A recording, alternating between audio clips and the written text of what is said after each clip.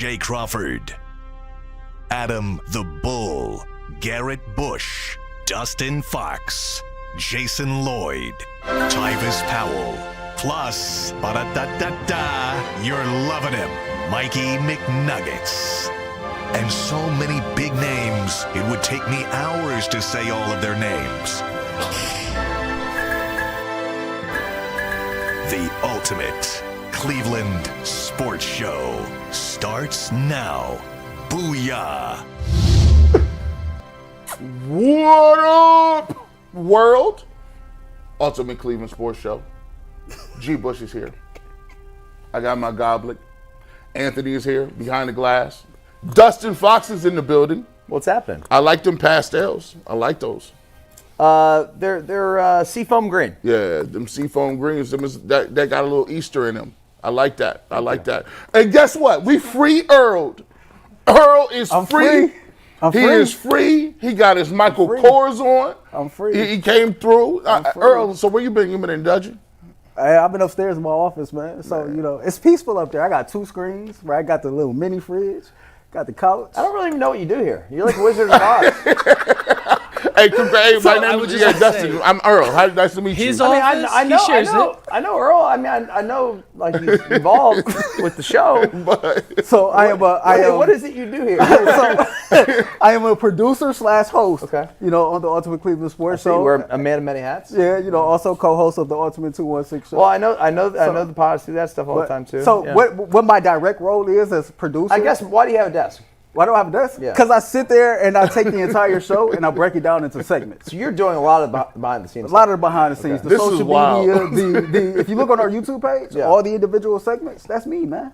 Dude, so That's you me. need a desk. Yeah, that's me. Okay. Hey. That's right. Subscribe, get notified. There we go. I'm glad you guys are here for onboarding. Earl, we're going to have lunch at 12. Dustin, please get your compliance information out here. We need you to sign that paperwork. And I'm here because I'm here all the time. I didn't mean it like disrespectfully. No. I actually was just curious. He's like, wait, Tommy, you ain't got no job. Earl is kind of, he does kind of, he daps you up in the morning. Yeah, and then I don't see him. And then he dips. I just disappear. And he's like, Batman. He moves behind the curtain. You're like, what? Hold on. What does he really actually kind of do? I don't know. You ever seen the movie Office Space?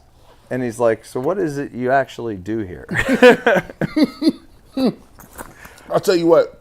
Dustin came in and said, we got the skeleton crew. We do.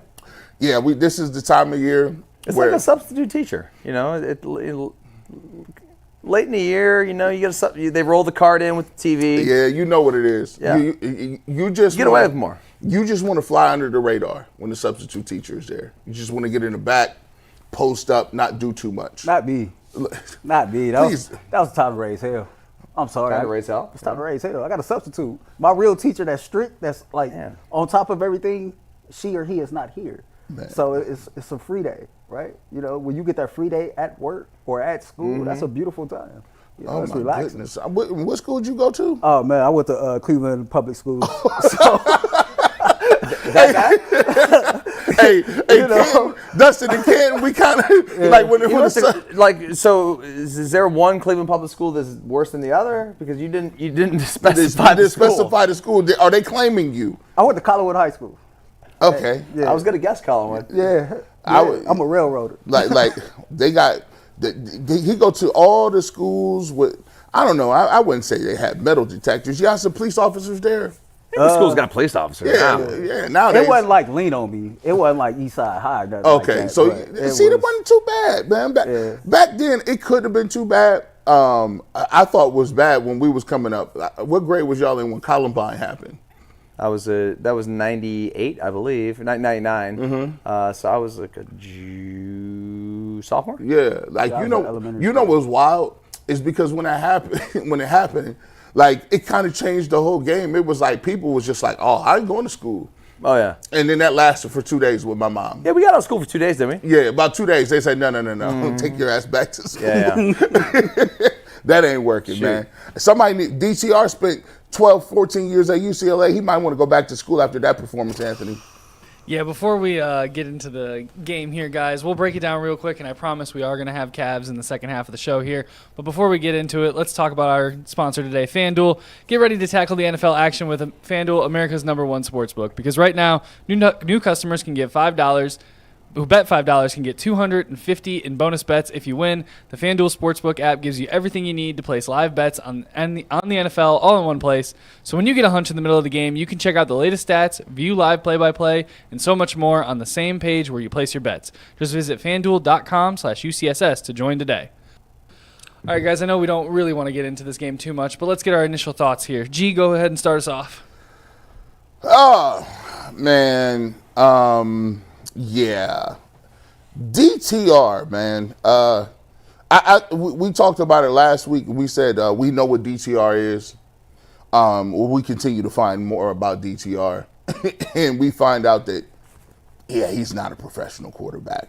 Not only is he not a professional quarterback, I'm questioning how it is that you can see Snoop Huntley play and have them in the same room. Man. And you pick DTR. Matter of fact, we saw Josh Dobbs, and we saw Josh Dobbs was a competent backup, and you move on from Josh Dobbs for DTR. I understand that, DTR is a guy that you guys have picked. Andrew Berry has hand-selected him, and you definitely want to give those guys the benefit of the doubt because that's just the way the game plays. You want your guys to have the best opportunity if you pick them, if you draft them personally, to show what they can do. So I get that point. But here's the thing. If you got those people in the room and you're looking at them, one guy over here and one guy over here, you got a direct comparison with what Huntley could do and what DTR can do. And I already know, I get it. DTR is not the long-term answer. I get they got to see what they got. But this is the thing that really scares me with the Browns necessarily. It looks like everyone's going to be back. Jimmy Haslam has said it multiple times. There's been a lot of reporting nationally around it and locally around him feeling good about what's going on and feeling good about the staff that he has.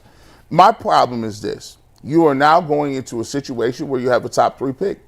You're probably going to lose. I know for a fact you're going to lose against Baltimore in Baltimore because they're playing for the division. So you're going to have an opportunity to either draft one of the top 2 quarterbacks on your board, whether that's Cam Ward or Shedeur Sanders.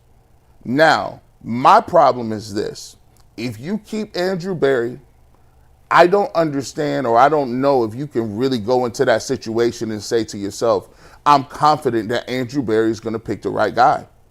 I also think that I don't know if you can go into next year and say if you do draft one of these quarterbacks, that you're going to get the most out of that quarterback. For the last, 6 quarterbacks I've seen, they've seemed to be varying degrees of each other, varying degrees of one another. And the elephant in the room is this. Yes, we don't like to keep going back to Baker Mayfield, but, he's throwing 5 touchdowns. It looks like his team is going to go back to the playoffs again. They're 9-7. He has broke his record for most yards in his career, most touchdowns thrown in his career. So my thing is, the vitriol for me isn't there because I know what is going on right now, Dustin. Mm-hmm. But the thing that gets me now is the evaluation process moving forward. How can you, as a Browns fan, have faith in this regime or organization when a quarterback is now staring you in the face and it looks like you can't even pick between the obvious in Snoop Huntley and DTR and say which one is which? How do you think you're going to do that with some guys who don't have tape? Well, there's a lot to unpack there. I guess we'd start with this. I feel bad for Browns fans who actually went to that game or watched that game. Honestly, I watched it, but I was in and out of it. I had a family gathering yesterday afternoon. We had it on. It was painful. We were back and forth between the Packers and Vikings game. And I got to say, man, what we've seen the last 6 quarters with DTR playing is as bad a football as I've seen any quarterback play in Cleveland since I've been covering this team, and that started back in 2011. I don't understand what they see in this guy. At all. And look, I get it. The weapons on this offense are not great. The offensive line is a mess. But it doesn't matter, dude. The guy can't complete a pass. He looks like his arm's a noodle.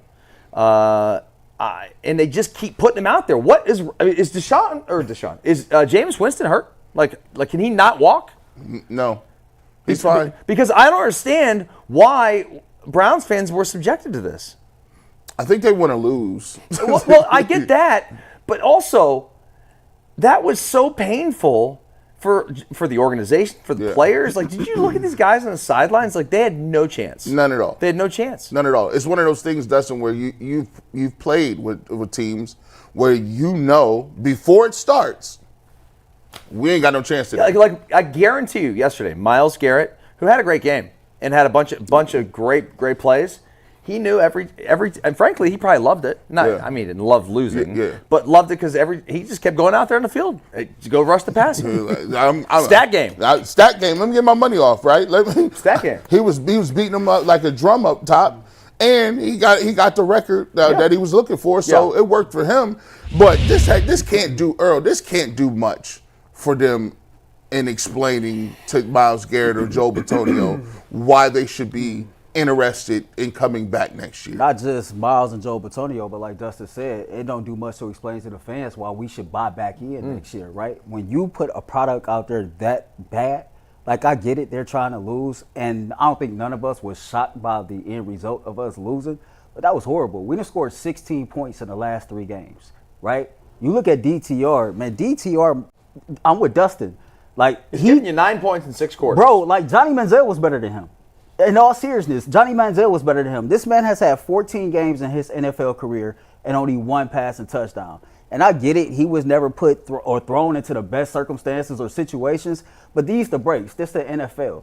Name a team, a player across the league who don't go into a situation and the circumstances don't all align for you. If you can play, you can play. If you can't, you can't. And Sean King was right. He was exposed. He was better off sitting on the bench collecting checks. Now, like I said, the game itself, outcome don't bother me. Yeah, the Browns now sitting pretty with a top 3 pick. I can get with that. We need that. But I don't trust this regime to make these picks or coach up these picks. The results was in the pudding, man. They've been here 5 years, and we got 1 playoff win, right? We've been more consistent at being bad than we have been consistent at being good in a league where parity is king. And so what you seen last night or late yesterday, it was horrible to go out there. You have to sit in the rain for 3 or 4 hours. Downtown was the emptiest I've seen it in forever. And I know the weather was crazy, but this is Cleveland. We didn't all cover the Browns, watch the Browns for a long time. It wasn't like it was that cold, though. It wasn't even cold. It was windy and rainy. Like it seemed like watching the broadcast, every time Jalen Ramsey made a play, you could hear the crowd going crazy. It's like Dolphins fans came up and took over the stadium. And so like this is the product that y'all putting out there on the field. And I get it, you're trying to lose on purpose, but the fans deserve more than seeing a quarterback like DTR. Like that's just the reality of the situation. And if you think this guy's good, how do we have any faith that you're going to be able to select the next quarterback? No, we don't. We don't. And we're all watching Baker throw those 5 touchdowns yesterday and continue to play great football for the Buccaneers and grow up. And I don't know, man. It's just frustrating. It stinks. I know we all at the time like sort of ran Baker out of town. He was injured. He was smug and all these things. But at the end of the day, like that guy is going to be a really good quarterback in this league, and he was here. Let me ask you something, Dustin, because it's the first time out here with you. You remember the whole adult in the room comment that was made? Yeah. That was Jimmy, right? I don't remember exactly who made the comment. So was it Jimmy? I was told it was Jimmy. I'm still getting started at that time. I got a theory behind that. I think that whatever happened between Baker and Jimmy, it pissed Jimmy off so much to where he felt like he needed an adult in the room. We all know Jimmy Haslam to be emotional. Yeah. The moment that he felt like he needed an adult in the room or Baker said or did something that ticked him off, he was already searching for a new quarterback. And so the problem with that is Kevin Stefanski or Andrew Berry didn't push back and say, you know what, you being emotional, this might not be the right move to make. It just seemed like they fell in line, and whatever Jimmy or Paul told them to do, they just do it. And until we get a regime in here that can push back, because it don't look like Paul DePodesta is going anywhere, until you can get some guys in here that can push back and say, you know what, I don't think that's the right move to be making, then we're going to be in the same situation year in and year out. So you bring that up. We saw this article in executive producer Steve sent us this article, and I didn't even know LinkedIn had a big forum, right? LinkedIn, and this comes from RG3. So RG3 posted this on LinkedIn, and he says the Cleveland Browns tried to destroy Baker Mayfield's NFL career and reputation after he helped them in the NFL's longest postseason drought and win their first playoff game in 26 years. They said they wanted an adult in the room. Now Baker is a franchise quarterback for Tampa Bay after playing for the Panthers and the Rams during a 2-year sabbatical. He never gave up. He never lost sight of who he was. This year, he threw a career high in touchdown passes, passing yards, yards per attempt, and passing rating, and he has the Bucs in the playoffs right now.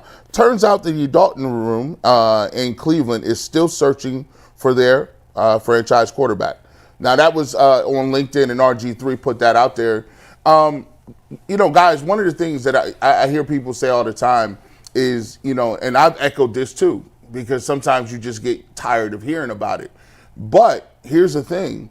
If you are an individual and you go through a bad breakup and your ex-girlfriend or your ex-wife is doing better, she got another new house, she married a dude that's a swimsuit model, she'd moved neighborhoods, she looked happy, her skin looking better, and you still bouncing from job to job on unemployment line, and you still got to pay alimony. Yeah, your parents gonna think something a little bit. Your friends gonna say, hey man, you kind of fell off a little bit, dog.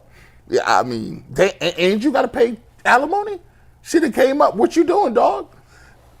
Until the Browns get the quarterback position right, unfortunately, I think they're going to always hear about Baker. Do you think that that conversation is going to stop anytime soon? No, and because they didn't just go from Baker to, there's no stability. If Deshaun turned out to be a good player for the Browns, I think people will still have been like, well, you had your quarterback, right? But you still have something.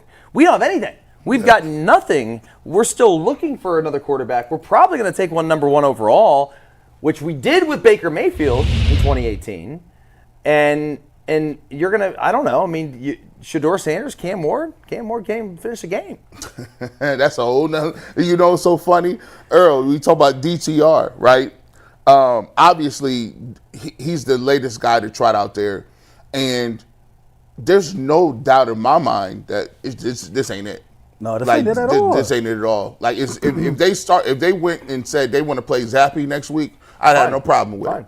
I'm cool with that. Zappy might go out. I don't know. Zappy might go out there and try to win, man. He might go out there and try to put something good. No one's beating the Ravens this weekend, dude. The Browns can line up there with Bernie in his prime, and you name it. I mean, we can go like the wing tee like Keith Wakefield in Perry High School. It ain't happening. It ain't happening. And have Nick Chubb, Kevin Mack, and Ernst Biner in the backfield. No, you're not beating the Ravens. In all seriousness, though, like if we was to see Zappy next week, I don't think it would bother me because, I joke about putting something good on film, but you at least lead one quarterback on this roster, a third string, second string guy, because DTR shouldn't deserve to be on this roster going forward. Jameis probably won't be back. Deshaun will be on the roster. I don't think he will be in the on-field plans, but you need to start somewhere. Later on in the show, we'll get to it. Is the Browns quarterback situation so bad that they have to draft a quarterback in the top 3? We'll talk about that a little bit later on. But first, let's get to Anthony. Got to read before we get to Myles Garrett. Yeah, guys, Myles Garrett set some records yesterday, but before we get to that, did you guys know that Rocket Money can help you find any subscriptions that you forgot about that you were paying or that you were paying for twice? It's definitely happened to me, and I had a few subscriptions that I didn't even realize I was still paying for, and Rocket Money made it so easy to track them all down. It's like having a personal assistant for your finances. Rocket Money is a personal finance app that helps you find and cancel your unwanted subscriptions, monitor your spending, and helps you lower your bills so that you can grow your savings. Brings everything together in one place, whether it's subscriptions, your spending habits, or goals that you want to hit this year. The New Year's is right around the corner. Rocket Money has over 500 million users and has saved them about $500 million in canceled subscriptions, saving members on average about $740 a year when using all the app's premium features.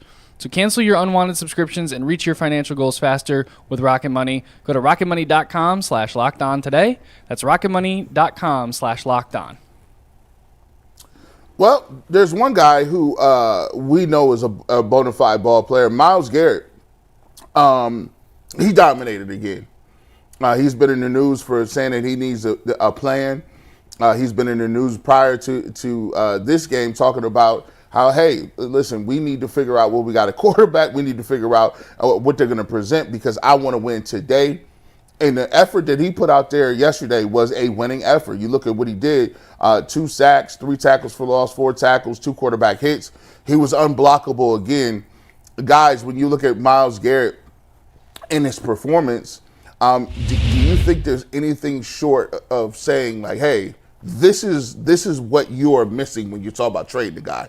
Did he come out and show you this is why he's important and why this guy is probably the linchpin to your squad?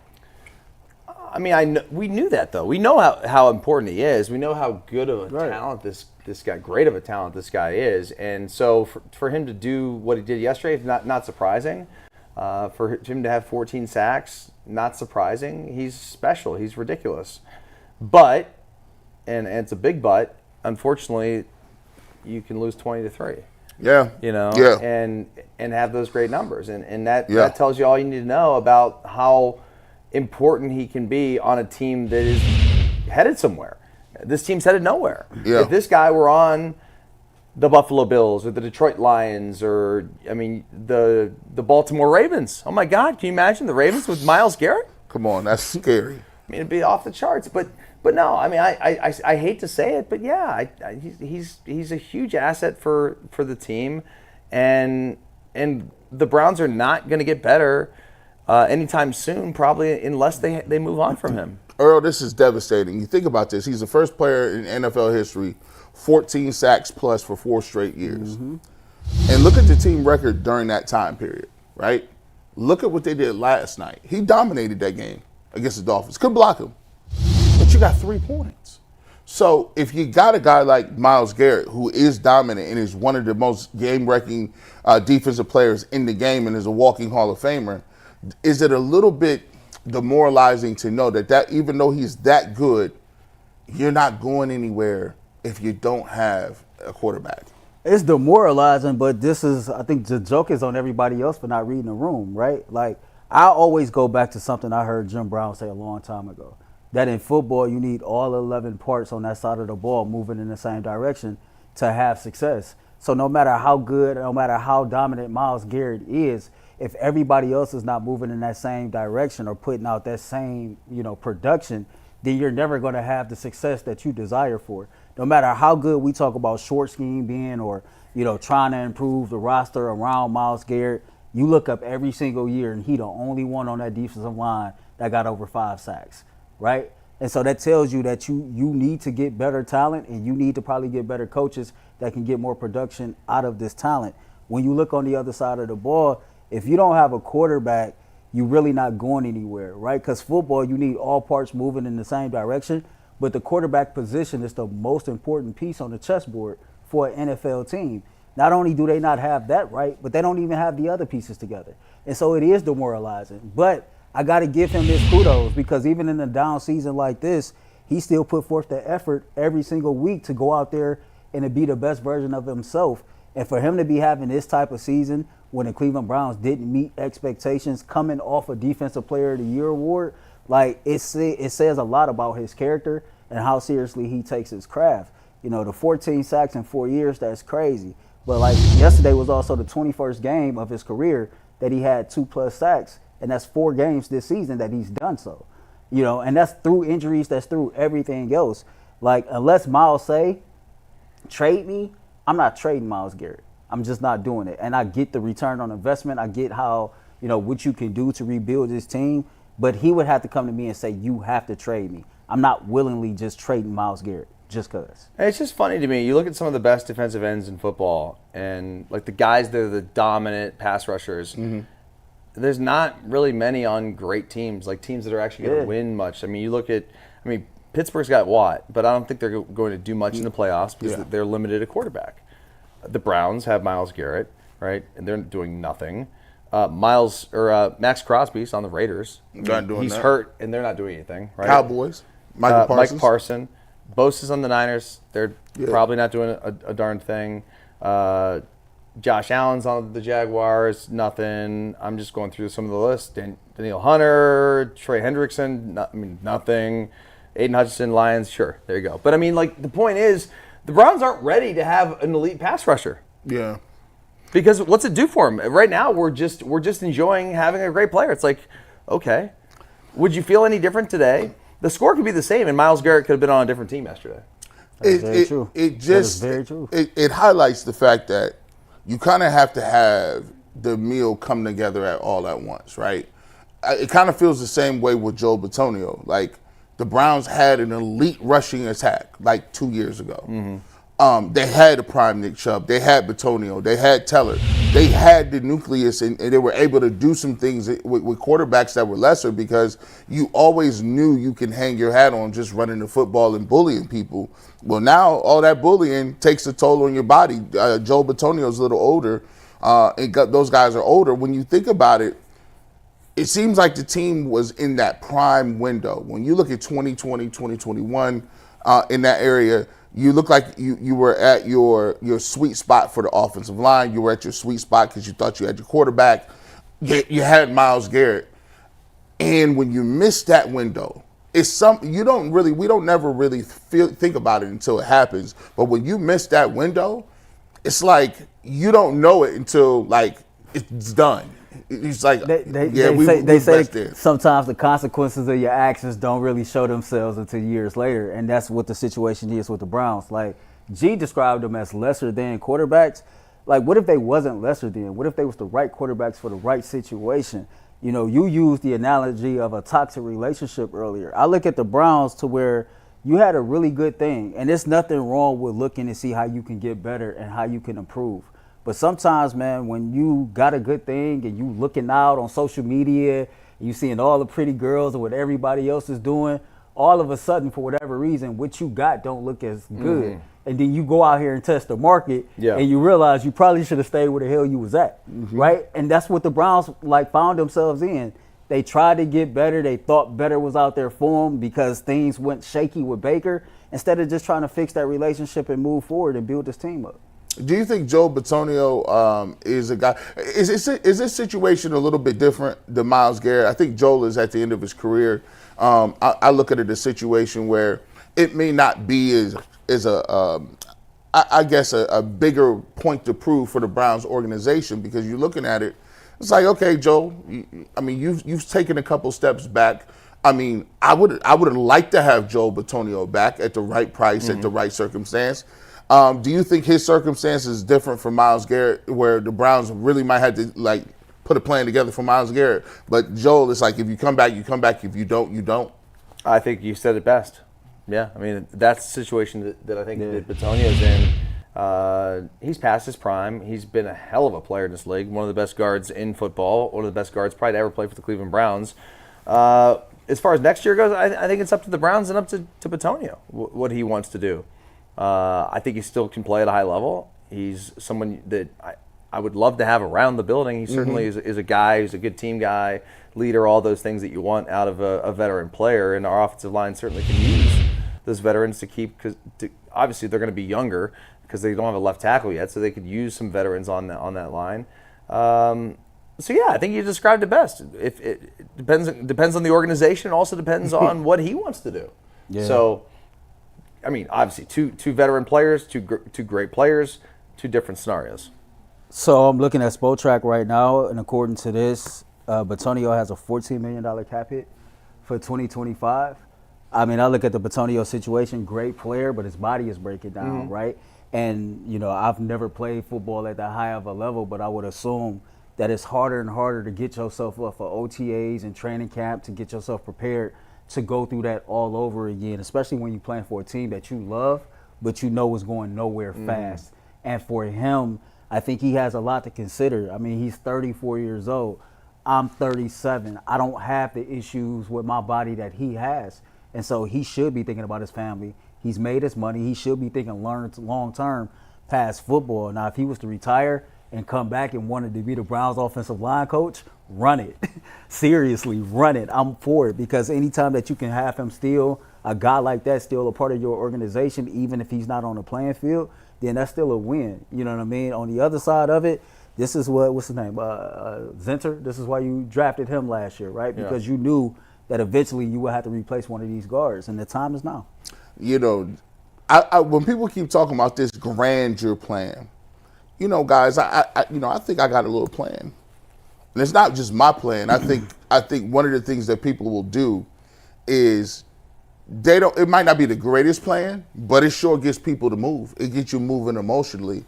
And that one thing is, if you ain't got a quarterback, you can always draft one.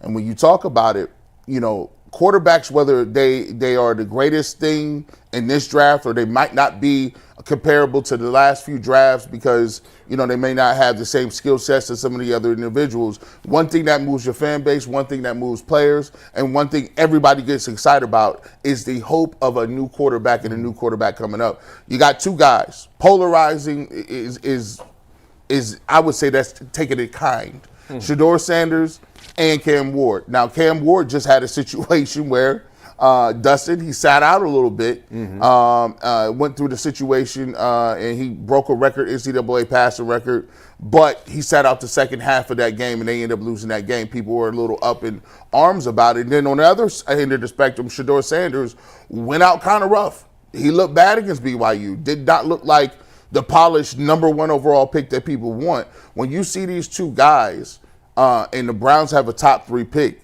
is this something that they have to do, or is this something that they would be tempted to do to reach on a quarterback even though they aren't that guy? Well, they'll certainly be tempted by the idea of a quarterback because the idea is you can draft more. You can keep drafting good players or try because there's hope. There's hope springs eternal, right? I mean, the Browns are always looking at these draft picks.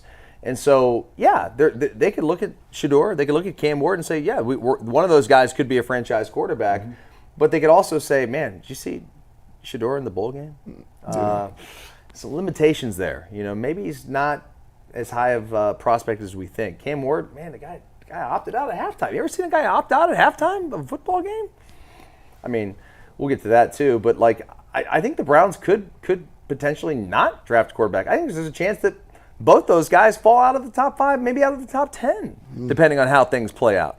Earl, when you look at it, for a long time we've said on these panels they're not going to lose enough games for them to even be in the top 3 to get one of these guys. They ain't going to do it. Then we've said, hey, Shedeur, Prime ain't going to let him come here. Well, look, I've been looking around and I've been looking on these boards and, you know, I'm the internet guy. I've been looking around. I've been watching blogs. And I'm going to tell y'all what. A lot of people are saying, listen, I'm not too high on this. Even if they get the #1 or 2 pick and one of these guys is there, they don't know. They don't have either faith that they'll develop them right or if they're the right guy. Do you believe with the mess that we got going on and Myles Garrett and guys looking like say, obviously, we're playing this well. We don't got a quarterback and Jaden Daniels is balling. Some of these other guys is balling. Do you think they got to take a quarterback if those guys are on the board in this particular draft? I think have to take a quarterback is strong. I lean on the fact that they will be tempted to take a quarterback. I think it's more than one way to skin a cat when it comes to this situation. You know, I'm no expert, but it seems like people who consider themselves experts or who are actually experts covering college quarterbacks say this is not a strong class. Now, you take that with a grain of salt because I heard that about Bo Nix, and Bo Nix is out here balling, right? That's a good point. So you got to take that with a grain of salt. I'm conflicted on it, if I'm being totally honest with you, because I know we need a quarterback, but if I'm sitting there and Travis Hunter, who we all agree is the best overall player, is sitting there on the board, I got a hard time passing up somebody that I believe is a sure thing for a possible, even if this possible is a quarterback. Because, yeah, let's say all of these quarterbacks fall like within this close of each other, and you don't get Cam Ward and you don't get Shedeur Sanders, but somehow Jalen Milroe find himself up there in the second round, right? And you got 2 third-round picks this year. You try to figure out a way to get yourself up there in the second round to draft him. I think that appeases people a little bit more versus trying to force it with that top 5 pick. It's hard as hell to take a quarterback when Travis Hunter is sitting right there on the board, or an offensive lineman is sitting right there, or that edge wrestler from Penn State, for example, is sitting right there. But at the same time, on the flip side, you know you need a quarterback because right now you have zero. I don't think none of us want to see DTR on this roster next year. We don't think Jameis Winston is going to be on this roster. And Deshaun Watson is recovered from an Achilles. So he's on this roster, but we don't know if or how soon he will be in the on-field plans. You have to start somewhere. And there ain't no guarantee that Sam Darnold, Justin Fields, Kirk Cousins, etc. is going to want to sign up to come play in Cleveland. So you might be put in a situation to where you have no choice but to take a quarterback. Jason Lloyd said something, and I totally agree with him. If the owner want a quarterback, the owner going to get a quarterback. Yeah. Like, if Shedeur Sanders comes out, and you know how it is with pro days, you know how it is. It's a long time from the last time you played in a bowl game to, you know that process, doesn't, to when you go out to Arizona or whatever, you train and you get with your quarterback coach and you may put on a little weight, try to, boost your numbers up, run faster, get a better shuttle. And he's going to be throwing with receivers and he's going to look great. These guys got it down to a T. They're going to be throwing. Anthony Richardson looked like the second coming of Brett Favre when he was throwing the football. But look what happened when he got in the league. So it's a long time between those two processes. And if Jimmy Haslam says, hey, man, give me, I want that guy, you're going to get one of those guys. My question to you is, are they doing it to make the splash or are they doing it to win? Because I know Myles Garrett can get behind and get excited about a young quarterback that everybody's talking about. That's great for your emotions, but I don't know if that's going to necessarily win you many football games next year. Yeah, what's so funny is I don't know that the Browns know exactly what they're going to do, and here's why. They've tried everything so many times. You're right. How can they look themselves in the mirror or just even have any rational thoughts about the process and be like, okay, this is the answer. This is what's going to work, because they've tried everything. And because they haven't, whether it be given it enough time or, the player just wasn't good enough or the coach wasn't good, like they just haven't had the right timing with things or the right decisions. It's like you want to be totally nerdy and go analytics. Okay, we've tried that. Okay, you want to go full football guy. John Dorsey. Tried that. Whoop-de hell. We went full whoop-de hell with Freddie Kitchens. And by the way, Freddie Kitchens didn't, if like Dorsey didn't hire Freddie Kitchens, I think he was enamored with him because they just were like such meatheads. And at the time, Freddie Kitchens' offense was rolling. It was. It was rolling. Like it was, even though they weren't very successful, I mean, they still had a lot of numbers that looked pretty good. I think, when we take a look at this quarterback situation, can they afford to pass on the quarterback and then said quarterback be good? Because then people are going to go lose their mind. Say they trade down. Well, can we? Well, first off, it's happened every year. Yeah. Every time that the Browns have passed on a quarterback, it's come back to haunt them. I mean, you can look at even now. I mean, look at Josh Allen and Baker and Lamar. Baker was here, but Lamar Jackson. The list goes on and on of quarterbacks all the way back to Big Ben. Yeah. They've missed in every conceivable way, and it's almost like if you're picking. I feel like the diehard Browns fans, God love you, because I don't understand why you support this organization. I feel for those fans.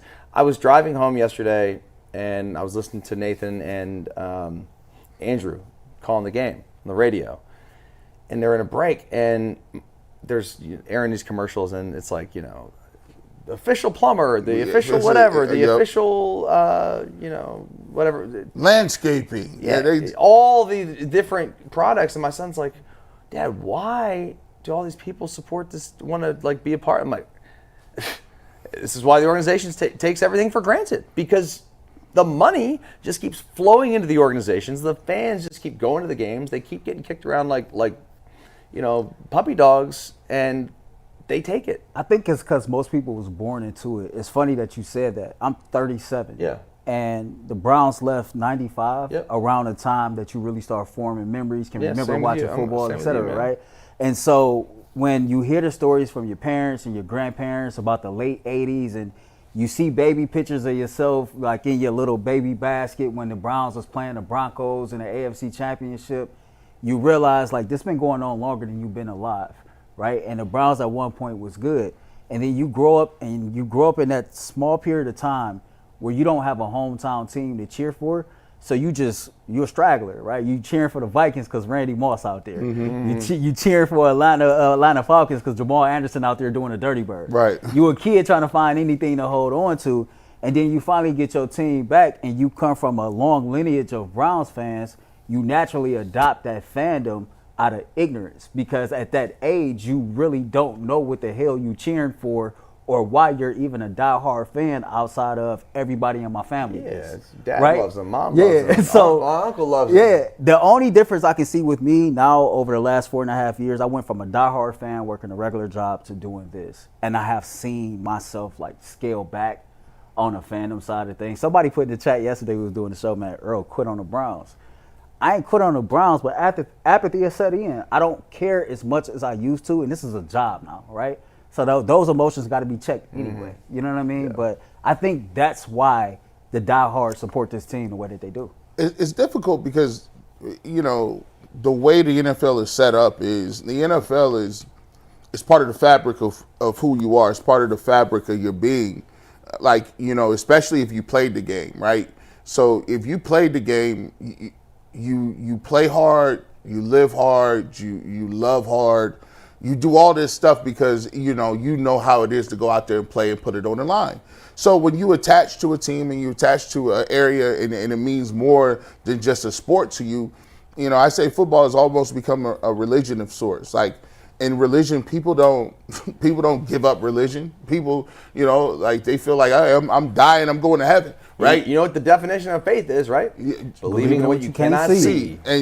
And we ain't seen it at all. And we keep believing harder. And so when you get to a point right now, even in this circumstance, right, you've had a horrible season, and now what you can do, and the NFL is so good at this, you're a horrible season, we're going to reward your faith. We're going to reward your loyalty to your organization. We're going to give you a number one pick. Ooh. And you know what that means? We're going to sell you hope on a savior. Look, you pick one of these saviors out here. You got Cam Ward and Shedeur Sanders. You can go buy his jersey. You can imagine him when he's out here doing 7-on-7s, how great he looks. And you start to think about him raising the Super Bowl trophy. And then you forget about the 3 wins that you had the year before. You forget about all that for a small fleeting moment in time. And that's how they hook you. And then, matter of fact, they put that in and say, okay, but we got a dome coming too. Can you imagine? The dome and one of these young guys? People, and they go right in their pocket because guess what? It's about loyalty. When people say I'm a Browns fan, they talk about how many years they've been a Browns fan and how many years they've been a season ticket holder before they even tell you what their daughter's name is. You get the full resume. You get the whole resume, right? And they wear that. Some people go out saying, there's a waiting list. I couldn't believe it when we were talking about the ticket prices. I couldn't believe there's a waiting list. Or how many? It's thousands of people waiting for this stuff, right? So for me, I think what they're really great at is hope. They sell hope at a high level. But the problem is they've gotten lazy around the how they phrase it and how they make you feel about it. Like they talk about the fact that, hey, we feel good about who we have in place. Your messaging is horrible. Why would you feel good about anything that's going on? I think it's just for the simple fact, guys, that they realize that you're going to still show up, and the numbers prove it. Don't spit in my face and tell me it's raining. I mean, they insult the intelligence of Browns fans and us in the media. Like everybody who supports the team in some capacity, it's insulting to hear these things about the organization. It's like, dude, we're not idiots. We can all see what's going on. You can't tell me, like, why can't there be some sort of transparency or honesty about the situation with Deshaun Watson, with the situation with the coaches? It's just like, no, we're really happy with this. Like, the fact that Stefanski had to go out there and keep saying that Deshaun gave us the best chance to win when clearly he did not. Telling us that the DTR gives us the best chance to win. No, he doesn't. There's guys on the streets right now. Right. You can run an ad in the paper. I'm telling you, and I'm not even exaggerating, that you can run an ad in the paper right now. You can go sign any of those kids that played in the UFL last year, and they could do exactly that. And you know what pisses me off the most about what Dustin is saying?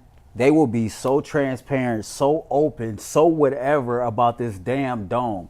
They will drop information, content, videos, write-ups about this dome every day of the week, no matter if we sitting at 3-13 or whatever the case may be. But we can't get them to answer anything authentically when it comes to this football team. And like, it's the ultimate. The Browns are playing in your face.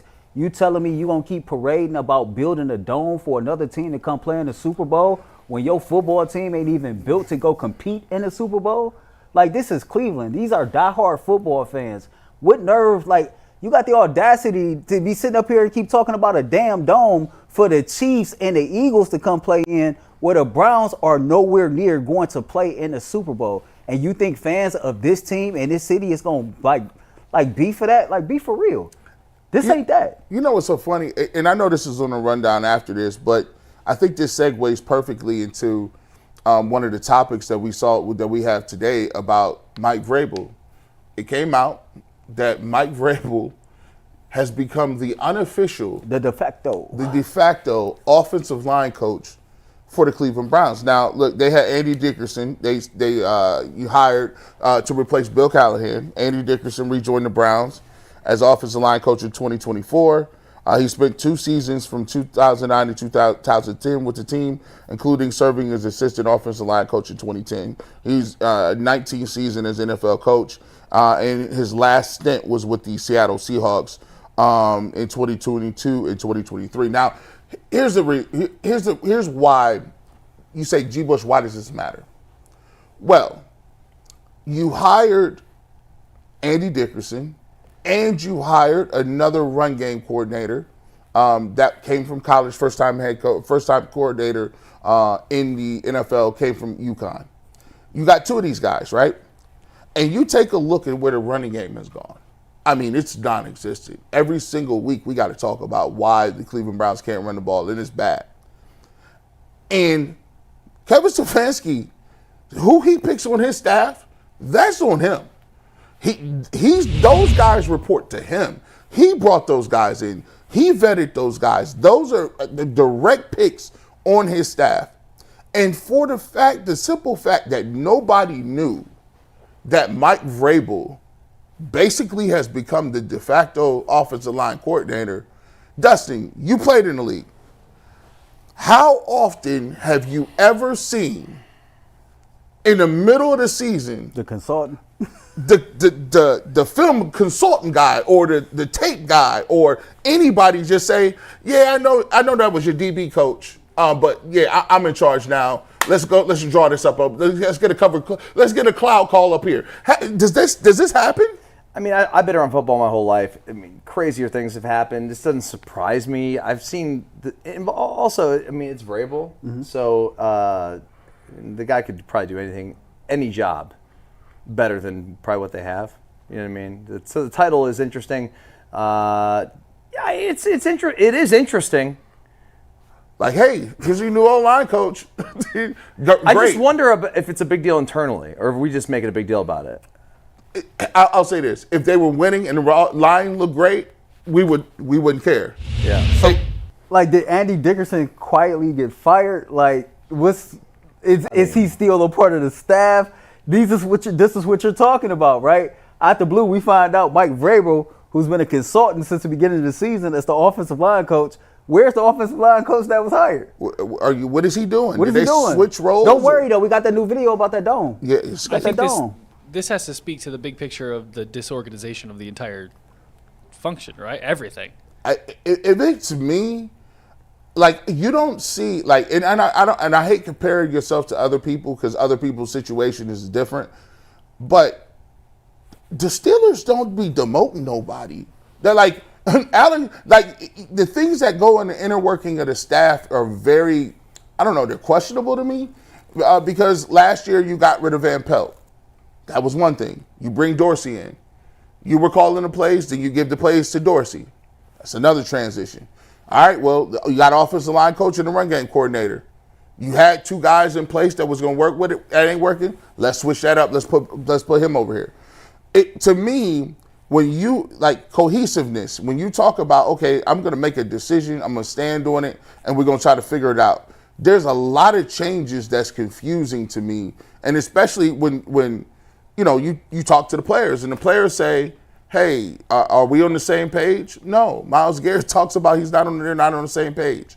Also, on top of this, there's things that come out from the coaching staff like a couple of years ago where they said, hey, Jamar Chase went out of the game, really messed us up.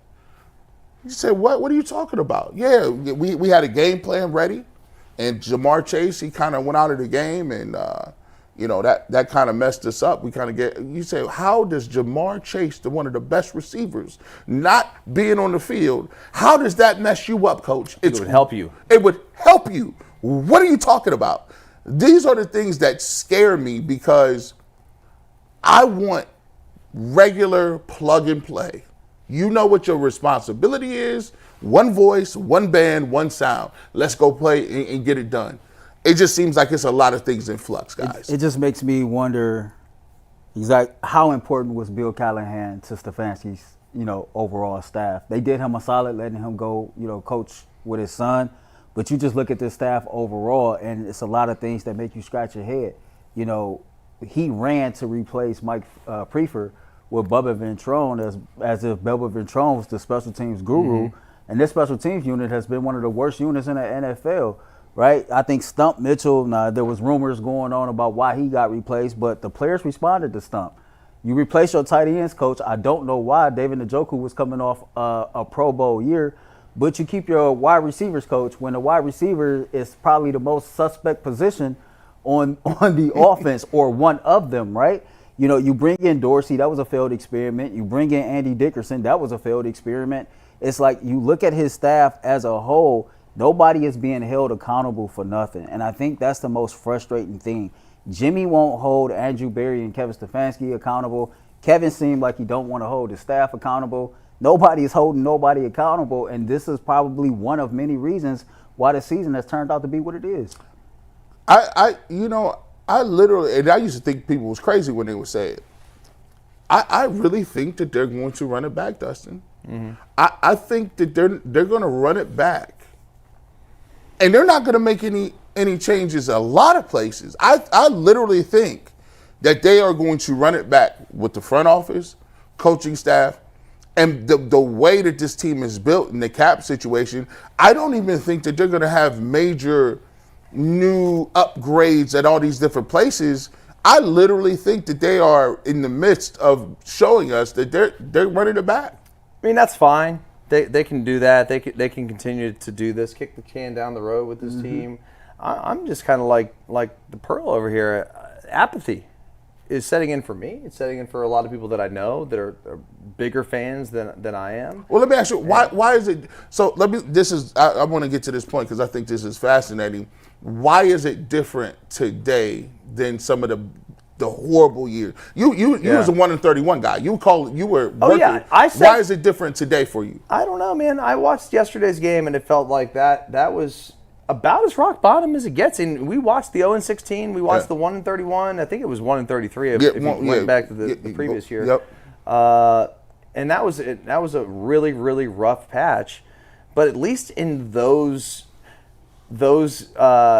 eras or those years, those teams, we knew how the players had no chance. Mm-hmm. They completely tore it down to studs. This was supposed to be a good team. Yeah. They were supposed to be good. Yeah. And there's still those players that we thought were supposed to be good. A lot of them are still playing and played yesterday. Earl, why is this different from the other times? Expectations. Like Dustin just said, we knew we was going 0-16. We knew we was going 1-15. At one point, we had Kaiser, Kessler, and some other quarterback who had a combined 0 career wins in the NFL. You knew you're not going to win much when you have players like that. But you sold us faith and hope on this 5-year plan. And myself, I said this team was going to play in the AFC Championship game this year. I got real bold with it at the beginning of the season because I thought the continuity, chemistry, I thought that you can build off of what you did last year. But in reality, all that happened was the Browns got exposed for being frauds. Yeah. If we're being all the way real with you, when you put out your best foot, when you put your best foot forward and you put your best out there, and then over the offseason, offensive and defensive coordinators can look at what you do and come up with a game plan, and you can't even counter to whatever that plan is, it shows that what you had from the beginning was never built to last anyway. And I think you guys are both right, and you hit it on the head, but I do want to add into something. It was the hope. Like when we went 1-15 and we went 0-16, we knew there were going to be changes made. We knew there were going to be high draft picks to go for. We had hope that we could turn this around, and then when we saw that playoff run with Baker, we saw it coming together, and that expectation was then set. And now, what, 2 years later, 3 years later in total, it's all come crashing back down, and we don't have hope of a change. We don't have hope of bringing somebody in here right now to just turn this all around. Everybody says the quarterbacks are kind of mid this year. I don't know if I trust Shooter or Cam.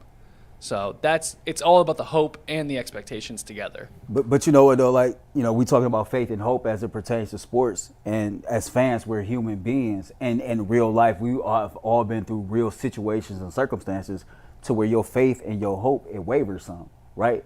You're not as hopeful, you're not as faithful that things is going to be okay, and that there's light at the end of the tunnel. And as it pertains to this football team, I just think that's where a lot of people are, right? You know, on the radio, we talk to a lot of Browns fans, 50, 60 years old, who are overly frustrated, who's been watching this team since the 70s and 80s.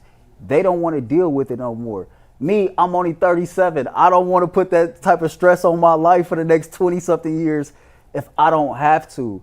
It is so hard to remain with the same type of energy when you're constantly get something thrown in your face that you know ain't good for you, that you know is not working. How can you expect us to come up and get up with the same energy every single game, every single season, when it just seems like it's getting worse and worse as the weeks pass? And you know what's the crazy part about it, about those expectations? When the Browns hired Kevin Stefanski and they went to the playoffs in 2020 during COVID, I thought it was only up from there, because this is a new head coach. You took this team to the playoffs and these type of circumstances when you couldn't be around the players. In my mind, it's like, man, when things come back to semi-normal and he has the opportunity to be in the building around these dudes, bro, we about to take off. We ain't finna have no losing seasons for a while. I was wrong. yeah, I think that hurts a lot, because at least we thought that we would get to a point where it was a situation where we wouldn't have to go through them same growing pains. We've all had it in life where, you know, like, can you imagine having to go through puberty like every 5 to 10 years? Like, I'd be like, man, my voice is cracking, I got acne, I'm emotional, like I'm insecure, I'm depressed half the time. Like, at least you can look back at some points of your childhood and say, you know what, I thought my childhood was bad, but I was just going through some stuff like everybody did. And at least now I done found my stride. Like, I'm cool, like I'm good, like I get that. But the Browns keep having to go through puberty every 5, 6 years. Like, it's wild to watch, and you're just like, I thought I was done with the 3 wins. Like, if you gave, and I think what people don't get is, the reason we didn't beat the drum so loud for Stefanski when he had those back-to-back losing seasons was the fact that he was still giving us 7 wins, right? Mm-hmm. It was still 7. It was still 8 wins here or there. If you gave the Browns for even 6 wins, even 6 is we was like competitive still. It was a competitive 6. You saw where the pieces is coming, but it's dark outside. It's dark. It ain't no street lights on. Like, there ain't really you can't lean on a quarterback. You can't lean on the hope of going to draft somebody. At least when they went and drafted Manziel, right? They won the press conference. They won that. When they had Odell, y'all won the press conference. He gave us a bag. We got Odell. We got the biggest star in the NFL. When they got Baker, and Baker was balling and doing his thing, we like, oh man, we got to do. Baker don't care about nobody. Like, he's throwing the middle finger at everybody. At least you had something to hang your hat on. Now we got milquetoast.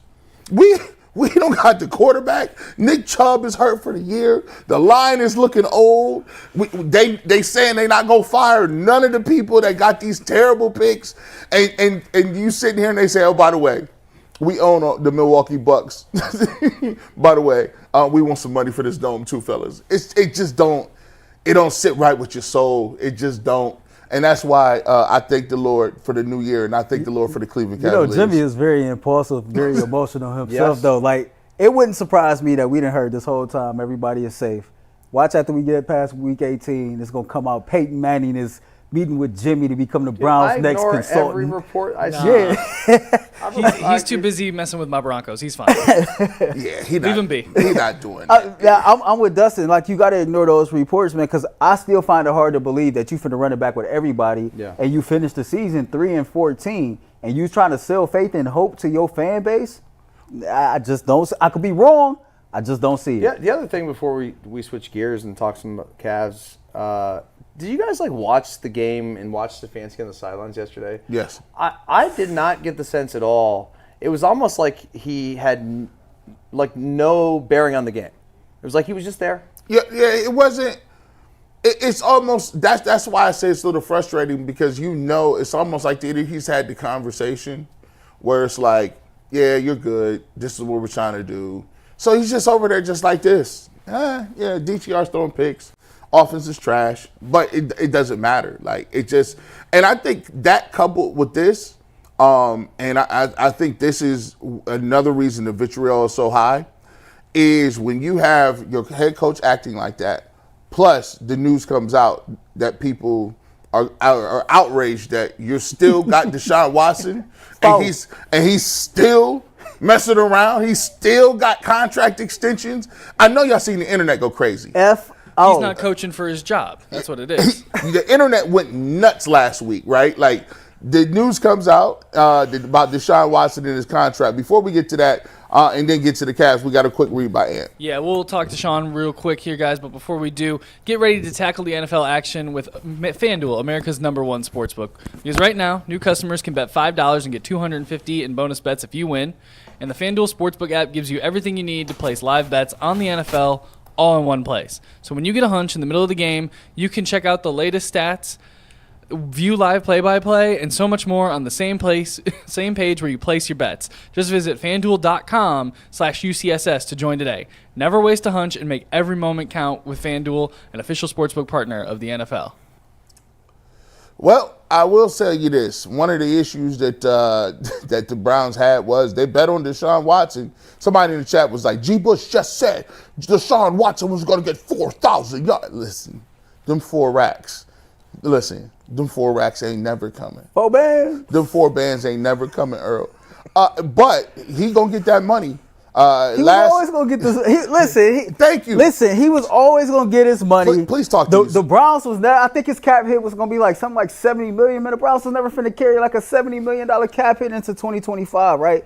It's good football business to put yourself in position to make moves with this, with the salary cap, especially after Myles Garrett came out and told your ass you better have a plan, right, or I want out. So it don't surprise me that AB was on the phone looking at the cap. Who got the highest cap hits? Let me call his agent. I need to call his agent. I need to call his agent because I got some moves I need to make sure this team is cool. As far as Deshaun Watson and the on-the-field plans, my personal opinion, I don't think he's going to be in the Browns on-the-field plans this year.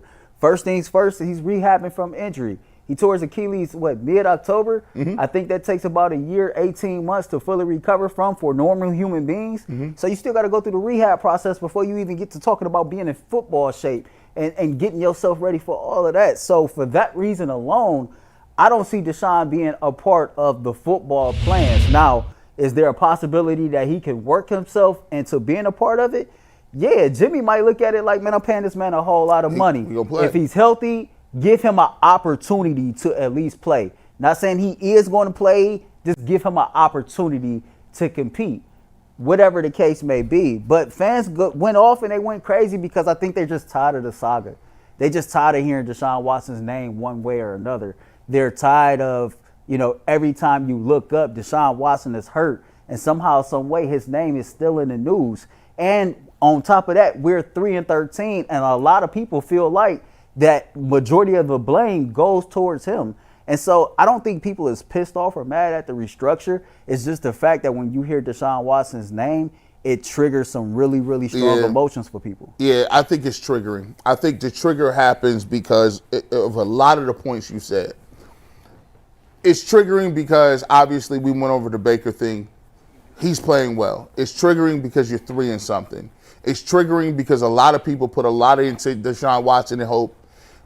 He put a ton into, investing in the draft capital, which we see the roster needs rebuilt. But I think Earl said something very. I think you said something that was dope earlier. You said when I was younger and I was working a regular job, my fandom was through the roof. But as I started to work in this business, I realized that it is a business and it's a job. Mm-hmm. So a lot of my emotions, you got to set that to the side. And I think for us, we could that cover it every day, or we're involved in this, we can understand the business aspect of it. And when we say Deshaun Watson, they say send him home. He's like, that's not going to happen. They actually need his contract to be restructured so that they could actually field a team.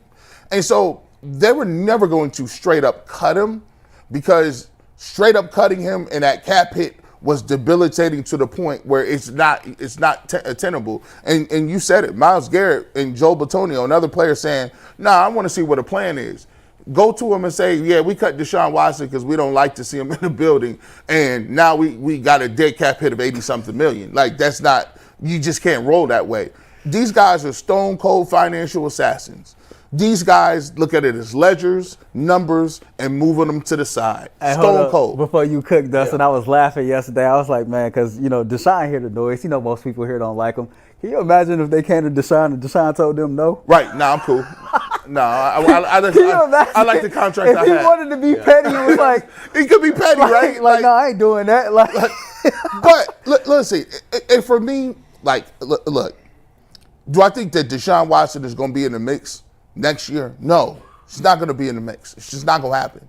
He's going to be on the books. Or is he going to be on the books? He might be on the books a little later than that.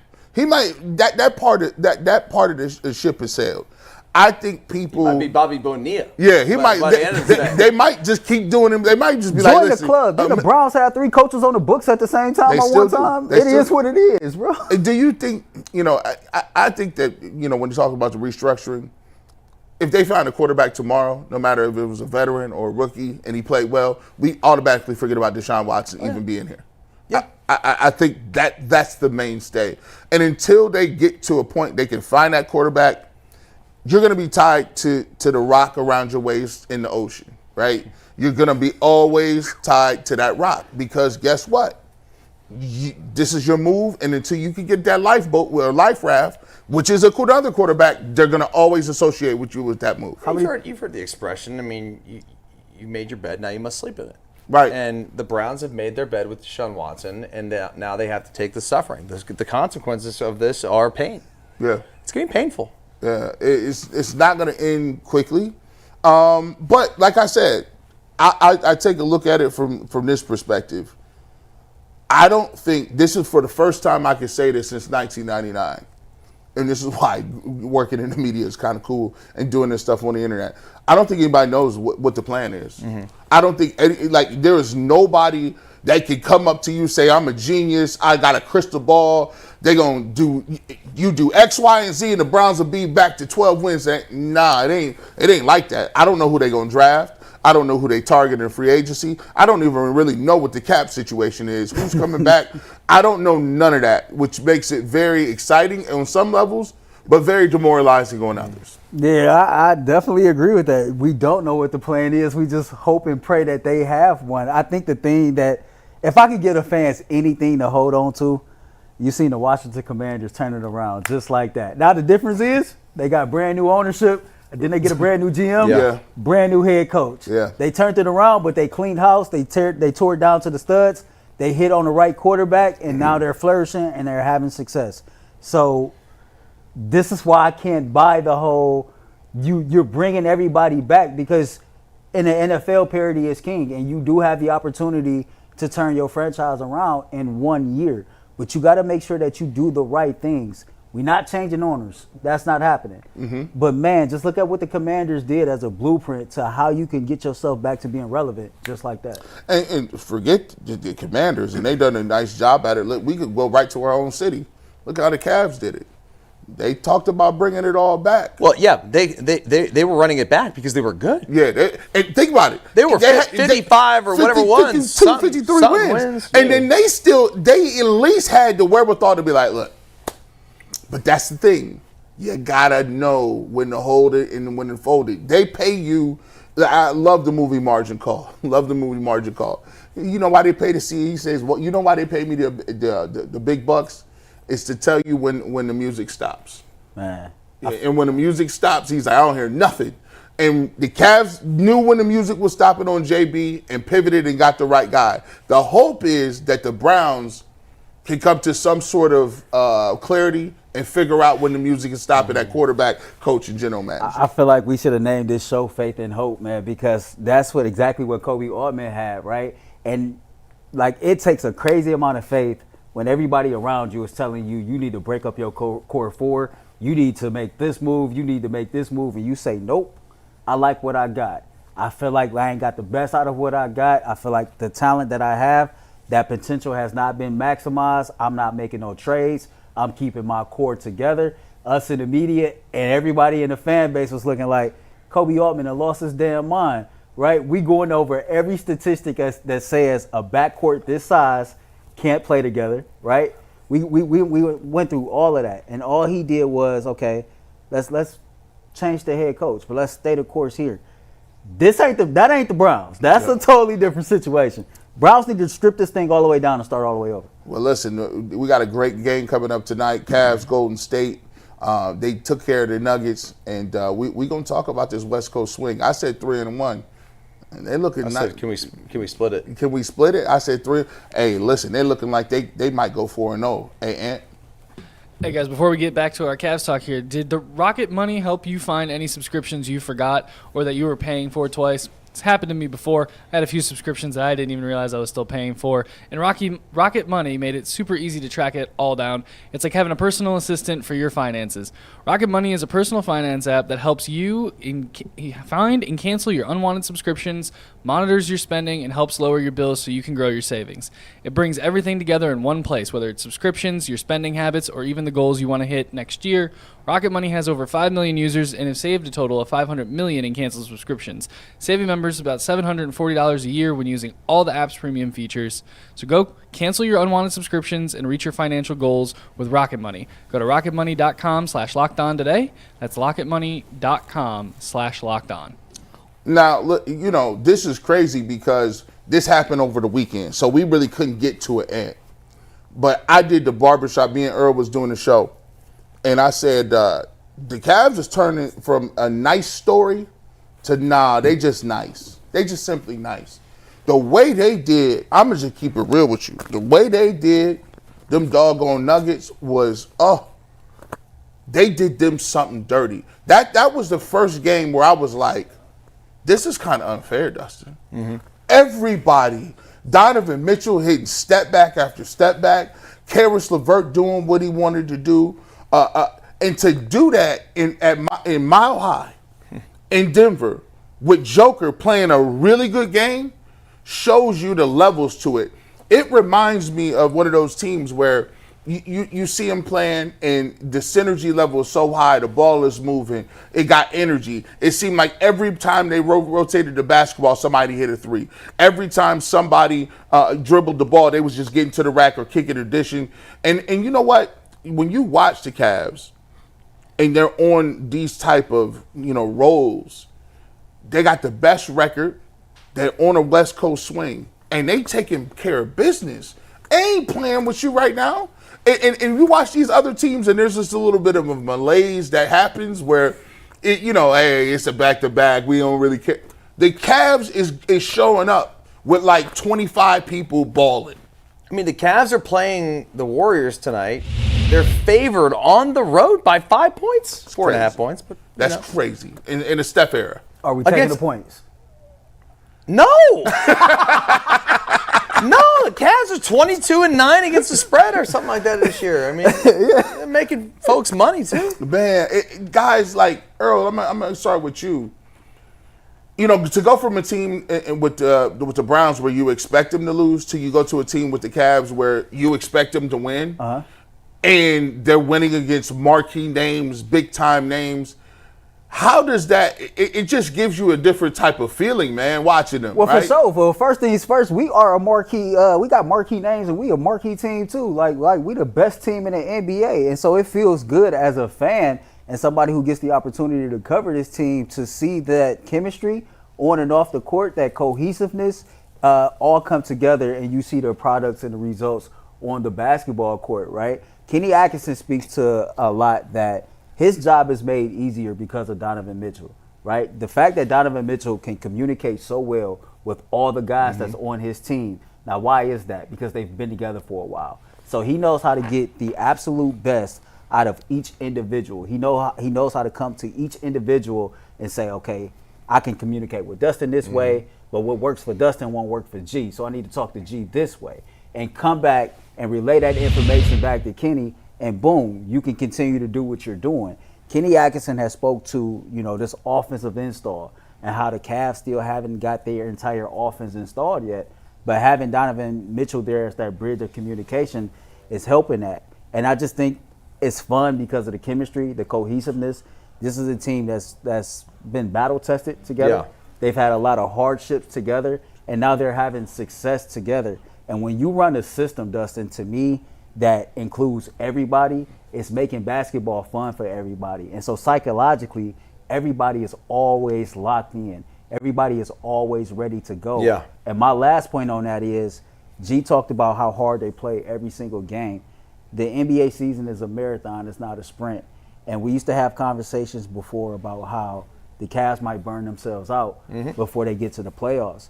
But I think the mentality of this team is different. I think this team is willing to sacrifice and go blood, sweat, and tears to be war ready and battle tested for when they get to the playoffs this year, because they do believe that they can go win an NBA title this year, and I do too. I mean, I think this team's playing like they have the confidence of a team that feels like they are the best team in the league, and that's sort of how they're playing right now. You look across the league, the parity that you see, there's stars, but there's no LeBron, Kate. These guys aren't in their heyday anymore, so the league's trying to find new stars, which means things are wide open. And so if you're Donovan Mitchell or any of the core four guys or any of the backup guys that play significant minutes, you're thinking, man, maybe I'm on the best team in the league. Maybe this is the time where the Cavaliers could be something special, like what maybe the Warriors were at some point. I'm not trying to get ahead, put the cart in front of the horse here, but this team has the potential to continue to be special. I'm with you. I've never watched a team that I rooted for growing up ever. Even as much as we love Ohio State and played for Ohio State, and we always dominate and win a lot. Even the Buckeyes, I don't expect to win every game. Right. Like I think we're going to beat Oregon on Wednesday, but I'm not like dead. Tonight, Cavs are going to win. Yeah, like just, every night. You just it's one of the things you go into it thinking and expecting it. You're disappointed when they don't win, or you're actually not disappointed. You're surprised. You're just like, oh, how'd that happen? Quietly, they've won 11 of 12. Quietly, like it's sneaky. Like the only game they lose is in Miami, and we know how it goes in Miami, right? Miami always traditionally plays the Cavs very well. But this is the impressive part. Take a look at this box score. By the way, 149 points. It's ridiculous, right? I was gonna say, dude, the fans, how the fans in the past would eat the McNuggets for how many points that they would score. Yeah. Against when they played the Nuggets. Yeah. It's like a thing, the Nugget Challenge. Is that thing in still? As far as I know, I don't know if Sir Yacht started that, or if that was a Cavs thing that started at the. May have been him. May have been somebody else. I don't know if it's still going on. My point is, somebody ate a lot of calories last night. Man, I don't know if they do it if they're playing away though. Look at this. You take a look at the box score. Dean Wade ended up starting. He had 11 points. Evan Mobley had 26 points, 5 rebounds, 6 assists. Jared Allen, who was the lost member of the core four, Kenny Atkinson talked about how he's a guy who people don't really appreciate how good he is and for what he does. I mean, 22 points, 10 rebounds, and 4 assists for him. Darius Garland, who I think is, to me, the X factor. I know that Evan Mobley, I think Evan Mobley probably is their second best player, but Darius Garland is a guy that I always look at the box score to figure out how aggressive he was. Take a look at this. 25 points, 7 assists, and he was only 2 of 8 from 3, but the fact that he kept shooting, I like when he's aggressive. And then Donovan Mitchell, 33 points, 6 assists, 5 rebounds, went 6 of 12 from the three-point line. And you still had Karis LeVert with 13 off the bench. Sam Merrill with 9 points, hitting 3 3-pointers. Guys just there's a new dude every day. Every day. Every day it's a new dude. Somebody new. It's Merrill hitting 8 threes, or Money Merrill. Let's not forget.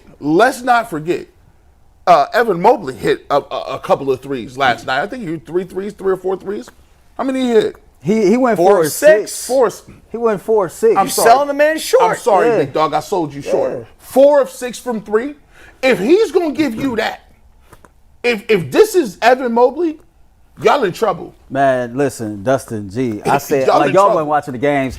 It ain't even. It's the fact that he's shooting them with so much confidence. Like this dude is pulling up, he letting it go, right? And if Evan Mobley, we've said this for years, if Evan can develop to be the best player on this team, then you got to have a different conversation. And I think we've moved the needle all season long, rightfully so, with this Cavs team.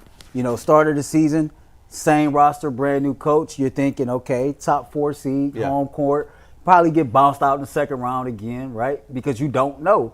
As you see the season start to progress and take off, you're like, okay, you got a coach, and this coach got a system, and maybe these players on this team is much better than what we thought. And so now you start thinking, okay, never mind a second round exit, we might be able to take Boston to 7 in the Eastern Conference Finals. And then Evan Mobley started playing the way he playing, and now it's like, okay, Cavs, OKC, NBA Finals, can we really get there? Because I think the conversation is different right now, and in all respect due to the Boston Celtics, defending champions. They've been together a long time. They are a tough team. But every conversation that we have had has been predicated on Donovan Mitchell being the best player on this team without Evan Mobley playing the way he's playing. If Evan is going to continue to play like that, man, we matching up mano a mano with everybody, and I think we can actually get to the finals and win it. I think you're dead on. And, you know, Boston, to me, even though I will give them their due, the Eastern Conference goes through Boston, they, to me, don't look as scary as they did last year. They don't. You know? They don't. Not to be For whatever either. reason, and probably part of it is that I think the Cavaliers are a more formidable opponent for the Boston Celtics. And yeah, they still got their big horses, but so do we. Yeah. And you just made great points. Like all those things, the best point is the Mobley angle, which means Mobley has exceeded the floor of what we thought he would be this year. So we already know Donovan's a beast. So all these other cats just keep filing in line. You know, I give Boston, and here's how I've always thought about it. If you're the defending champs, even if I'm playing better than you during the regular season, I'm gonna give you that nod because you've been there, you've done that, and you know what it is. And the Celtics have taken a couple of steps. They had to lose to the Warriors a couple of years ago before they get back to the finals and win like they did last year. Tatum and Brown and those guys have been on multiple iterations of Celtics championship window teams, right? So I'm gonna give them that benefit of the doubt. But I will say this: if I'm the Celtics, I don't really want no parts of the Cavs because I've seen this happen before with the old Celtics teams where you had KG, you had Ray Allen, Paul Pierce. They won one championship. Right? They won that because they were cohesive. They won that because they locked in and they caught people at a right time.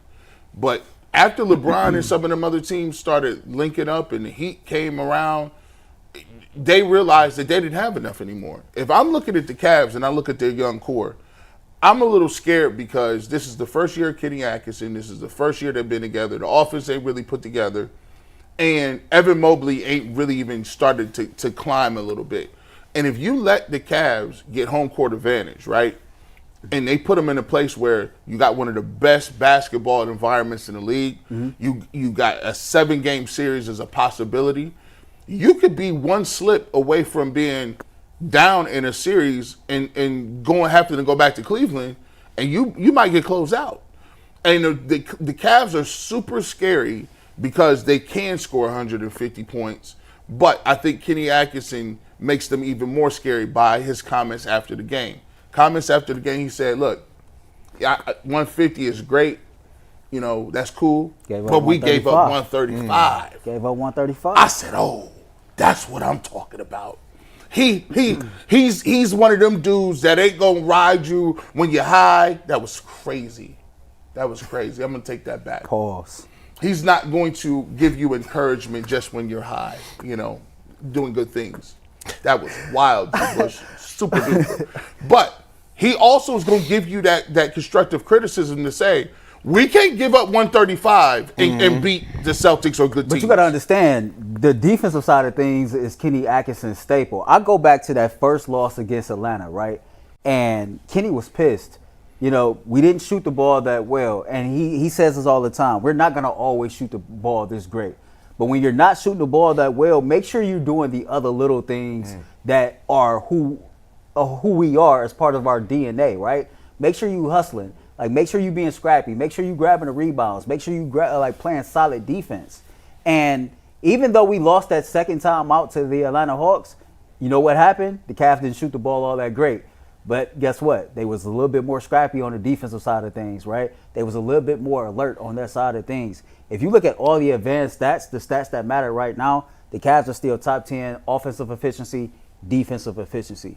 Kenny refuses to let this team forget that mindset that defense is going to always win you championships, no matter how good you are offensively, because you see the Cavs, once they get that defense going, you see them start getting those points in transition, and that creates the momentum, and next thing you know, boom, Avalanche.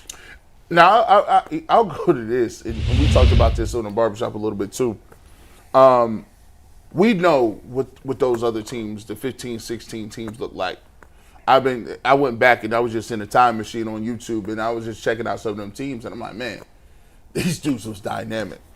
I'll say this, as fun as it was watching those teams, there is a little bit different joy you get out of, I don't know, for some reason this team. Kyrie and LeBron were superstars of all superstars, right? Kyrie, the way he could finish and dribble, and LeBron, and they were magnetic back then. I watched some of them games and I'm like, man, these dudes were special. But there's a little thing, Dustin, that hits you when you see the way the Cavs play now. So I don't want to steal your thunder, but I think you're onto something because I feel the same way about this club. And I don't know if it's because, like you mentioned Kyrie, you mentioned LeBron James, and those teams were amazing. But there was always something about those teams, I think, that held them back a little bit. Mm-hmm. And frankly, it was ego. Yeah. And I don't think this team has the ego because they've got stars, but they don't have those guys that are those next level, global stars. Yeah, you know what I mean? Like Kyrie and LeBron, like two of the most polarizing guys on the planet playing sports on the same team in Cleveland, Ohio, of all places. So right. There was always like something about that team that made them, I don't want to say unlikable, but you know what I mean? Something that just was not all quite like, I'm not all in on this team. The Cavaliers, for whatever reason, are playing the game pure. They don't seem like they have egos. They seem like they all genuinely care about each other and care about winning, and you're seeing the results. Yeah, I think I would describe it earlier as a friction, and that friction can either be good or because it can start a fire, but fires is kind of hard to put out, and essentially the fire caught the roster on fire because guys wanted to leave. I think Dustin just hit it very well. You go back to those Cavs teams that had LeBron and Kyrie, there was a lot of ego, right? LeBron is LeBron, mm-hmm. right? And then at that time, Kyrie was really feeling some type of way. Yeah. He thought he was going to be the man here in Cleveland, and boom, LeBron showed back up, and now you second fiddle again. There used to be rumors that, it was Kyrie and Iman Shumpert, right? Outside of that, Kyrie really didn't hang. Mm-hmm. He didn't mesh too well with people. To your point, Dustin, and I know this to be fact, this is real. That chemistry with this current Cavs team, on and off the court, is very real. The last game the Cavs played before they hit the road, I think we played Utah. And it was right before Christmas. Everybody was getting ready to go home. In the locker room after the game, we're interviewing with Darius Garland. And Donovan Mitchell is over at his locker. He won't shut up. Every time we ask Darius something, he just cracking jokes, right? Just cracking jokes the whole time. And so Darius get the cracking jokes back, and it's a big laugh at the end. It's like this after every single game in that locker room, right? And Kenny speaks to this all the time. That one of the biggest things he learned from Steve Kerr, who then played with Michael Jordan, right? Who then played with Tim Duncan, who then helped coach the Spurs, and who then won championships with the Warriors, is you got to learn how to manage stars and personalities. And creating chemistry off the court is just as important as creating chemistry on the court. And I think the fact that this team really have that chemistry and it's authentic plays a huge role into why they're having the success that they're having. Yeah, they've had some great success in the first 2 games. They come off a great game against the Nuggets. Now you get Steph Curry, and then you got the Lakers in the back-to-back. So, I said 3-1. Dustin said if you could get the split, they'll be doing their thing. Well, they're getting the split now. They're not losing to the Lakers. Yeah, they're gonna get that. But here's the thing. I look at it, it's strange to look at the Golden State Warriors and to have this level of confidence playing them and be like, oh, it's the Warriors. Before, it's like, what the Warriors are. And you mentioned it a little bit, and Draymond Green said it this earlier this year. He said, the Cavs are scary. Like, the way they move the ball reminds me of how we used to move it, and the way we used to swing that thing side to side and just do his thing. And people thought it was a little bit of hyperbole. Okay, they were in that long little stretch, and I think as the season kept going on and on and on, and they kept playing that way, and you start to see the improvement and the little other wrinkles that they start adding. People go back and listen to those comments. Draymond said, yeah, when you play this way and it ain't ISO Joe, your turn, my turn, and you could get this down to a science where in the crunch time you can play like that. The biggest thing about what he said, though, is because the Cavs, this version of the Cavs is, quite frankly, a mirror of the 2014-2015 Golden State Warriors. And he was talking about, learning Steve Kerr's system and how they were picking up. And it's the same type of system. What scarier is, the Cavs picked it up faster. They hit the ground running much faster. The learning curve, it wasn't steep at all. And so it makes all of us believe that once Kenny really get this offense in, and we get past this all-star break and we really like humming on all cylinders, this team is truly dangerous. Truly dangerous. Yeah, I take a look at tonight. You got to read? I just got a question for you guys. Do you think the offense can keep it going for the entire road trip thing, Earl?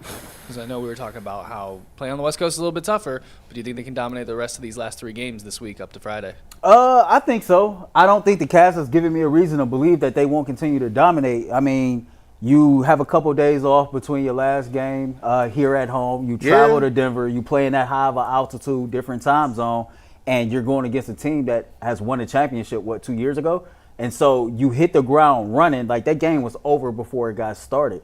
This is who the Cavs is, right? And so I don't never find it hard to believe that they can withstand or sustain the level of dominance that they've been playing with because, like as you said, G, this is not a nice story. This team is just flat out nice. Yeah, I think they'll keep it going. The reason I actually think they'll keep it going is it's the first year of the iteration of this team. You go back and listen to the Warriors talk about it. That's why it's so difficult to repeat and go back to back. Like, because the first year is new energy. It's a new relationship that you form with the coach. Everything is going well, especially if you get some, guys that are filling in off the bench and you got health. And so you have that continuity and that good mojo working. So the first year, you're not that tired. Every game, like, you guys have know and been around the game. When you're winning, nobody is tired. If it's third, fourth quarter, ain't nobody tired because you're looking to get your stats. You look at it, it's fun. Playing and not having to think about the minutia of the game. It's fun when everybody's hitting on all cylinders and you're winning at a high level. Where it becomes a factor is when you win and you get to the top of the mountain and now people is chasing you. Now you're not a nice story. People gonna give their best shot every single week that they come out and play you if you are a champion. I think the Cavs are chasing people. I think they're chasing the Celtics. They're chasing, and frankly, they're chasing a little bit of respect. I think it makes them mad a little bit that they're not on national TV games. I think it's a little kind of wild that the best team in the NBA with the best record, they didn't even have a Christmas Day game. They're still fighting to get that recognition. I actually will be very interested to see how many All-Stars they get and how many of the core 4 members that they will put in the All-Star game. But I think that kind of stuff kind of fuels them. So it's going to be very rare, Dustin, for you to see them show up against a marquee team like the Warriors or the Lakers and just look tired and not into it. Yeah, I don't think you're going to see a game. Maybe you will at some point, but I don't expect it. A game where it's just like where the Cavs go out and just don't have it. Yeah, or like don't show up. Like that one game we talked about when they were in Miami, had the Miami flu.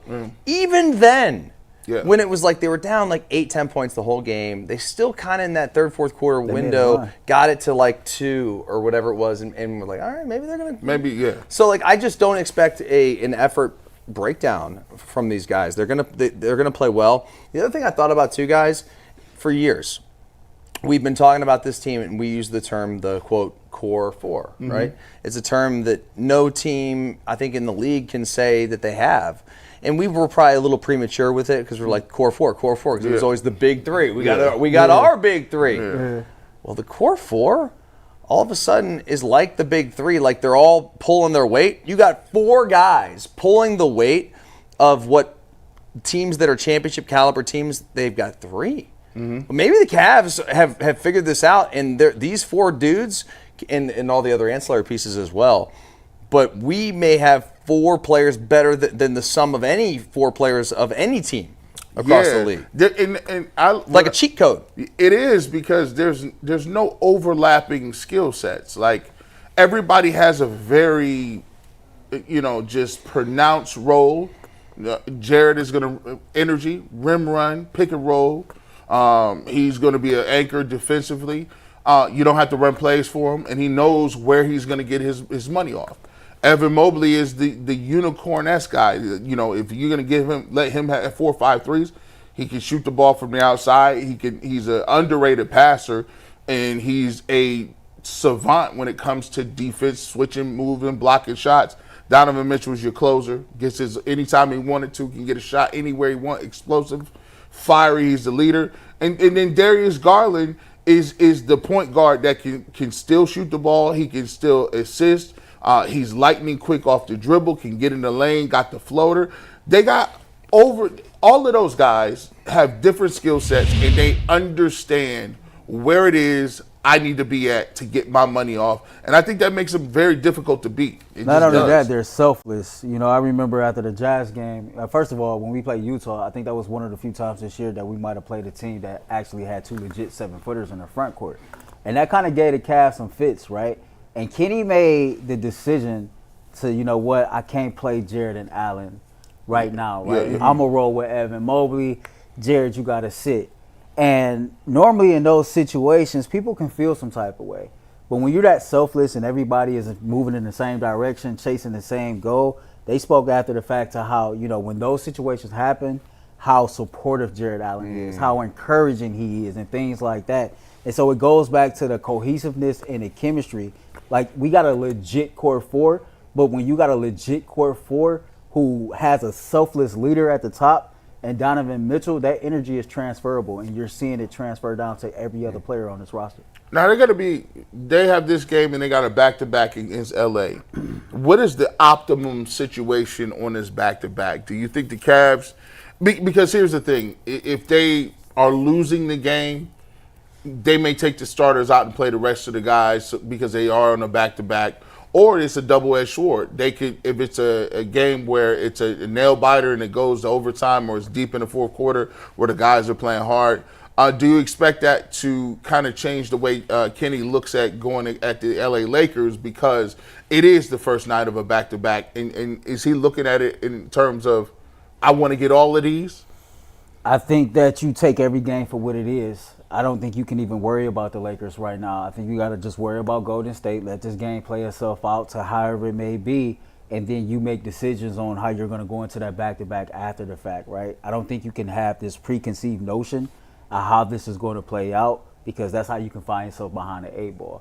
So just go in there, play Cavaliers basketball, let the result be what the result is, and then, you worry about that when it's time to cross that bridge.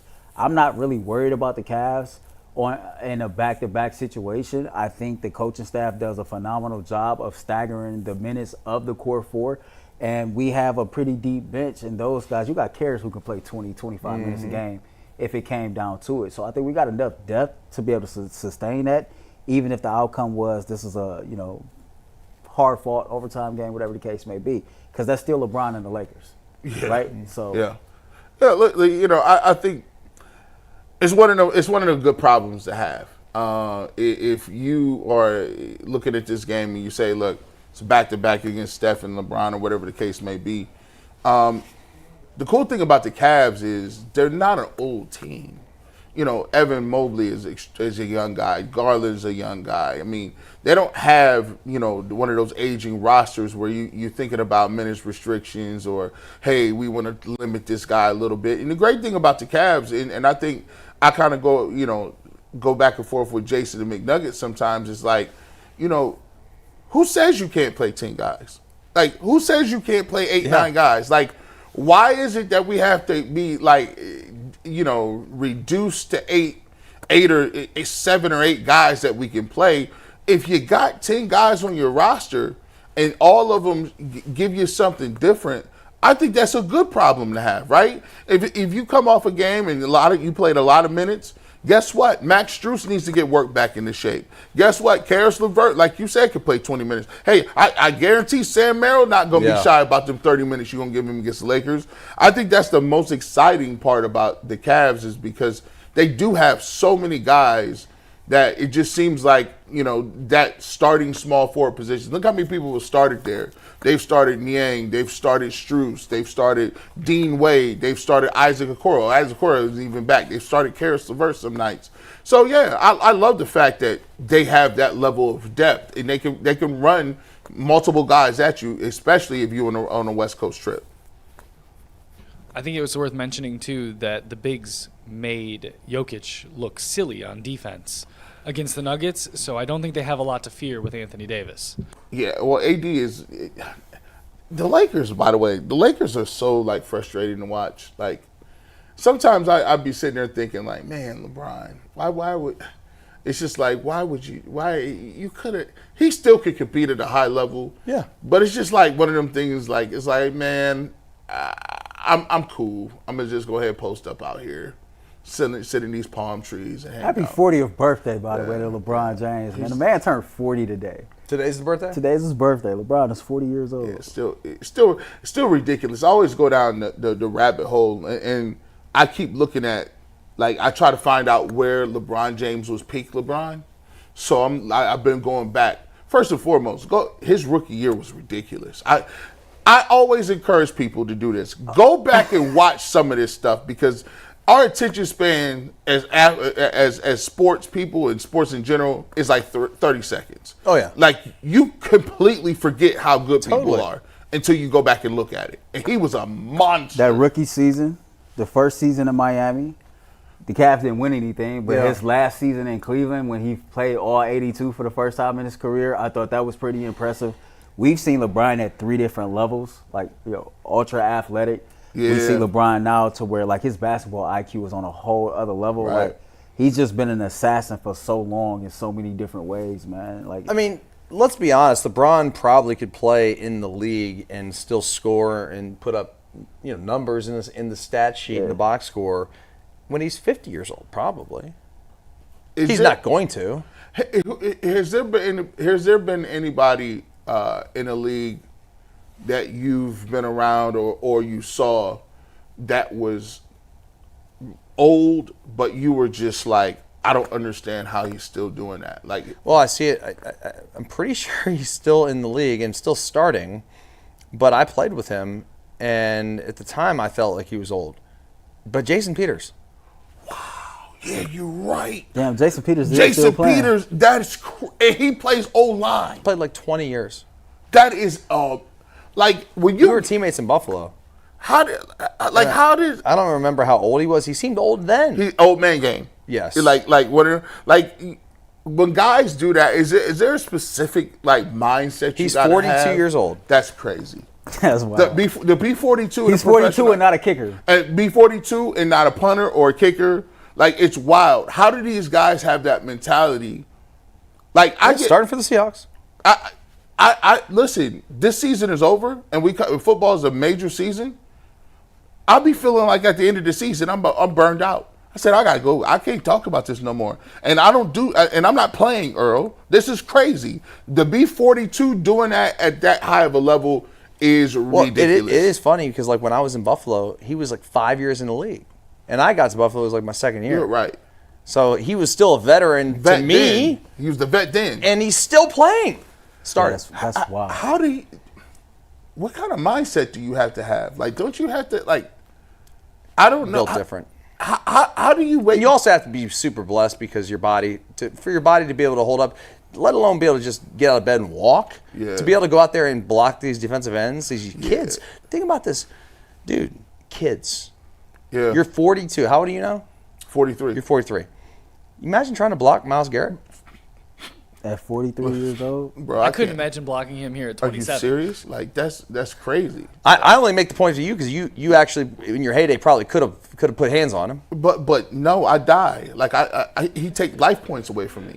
Like he take life points. I would lose like a whole 6 months off my life just because he's like, no, I'm not. I don't even get physical doing nothing. I was just laughing the other day telling people, man. They said, what do you miss most? I'm like, man, I don't miss none of this pass rush stuff. I just miss playing pickup basketball. Like, I just like, the doctor's just like, you're a fool if you play. You're just dumb. Either you're going to tear another Achilles, you're going to blow a knee out, or you're going to do something to your back. You just wanted to hoop, though. I just want to, but because pickup basketball, there was no, well, I digress. We'll say this. I'm going to give him a shout out. People say there is no shape like football shape. That's a lie. Pickup basketball shape is different because you forget that you have to play defense and you have to run up and down the court like it's nonstop.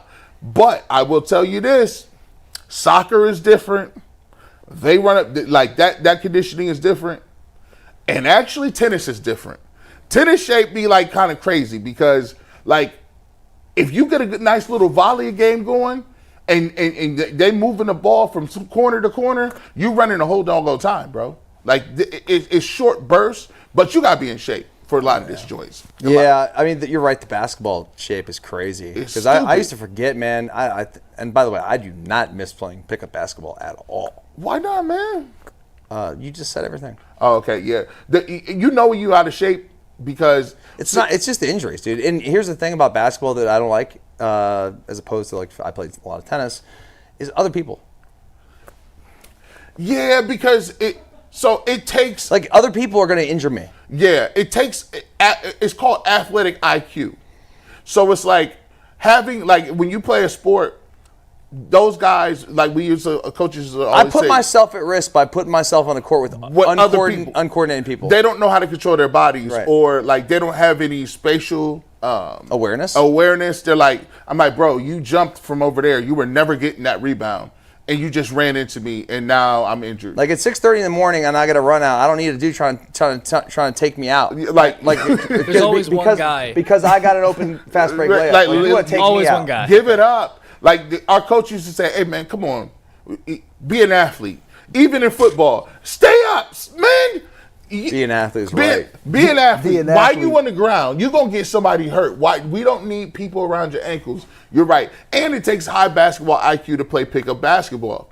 Because instead of we talk about the core four, like you need regular civilians to understand what they are able to do and not able to do. Like you know if you can dribble or not. I can't dribble. So do not get the rebound. Stay in your lane. Stay in your I lane, can't bro. dribble. You know if you a shooter or not. Can you imagine me pushing the break? No. That's a bad look. You have You got no handles? I got no handles. You I have got a jumper like Bill Cartwright. Too. you have locks. So that means You must have a post game. No, I can't hoop at all. So like Dustin, I'm like the okay. only black dude that can't hoop. But if I take this off, I got the tattoos, I got the locks. I look like I'm on 2K. You know what he is? He's a Milli Vanilli. there he is. Yeah, I look like one of those 2K players with 45 badges, but in real life, And we tell Earl. We say that about guys on the tennis court. I'm a Dude 59 looks like a overall. player. Yeah, he looks like a ball player. Wrong. He got all the gear on, and you can fool some. He's a Milli Vanilli. In tennis, you can fool the hell out of somebody just on racket game. He come in with 10 bags. Oh yeah, you carry the 12 racket bag.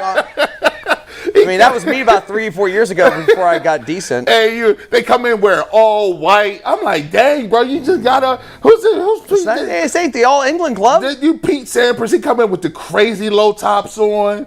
He got his backwards hat going. The joints coming out of his hair, and this dude get up there. You be like, man, he look like he.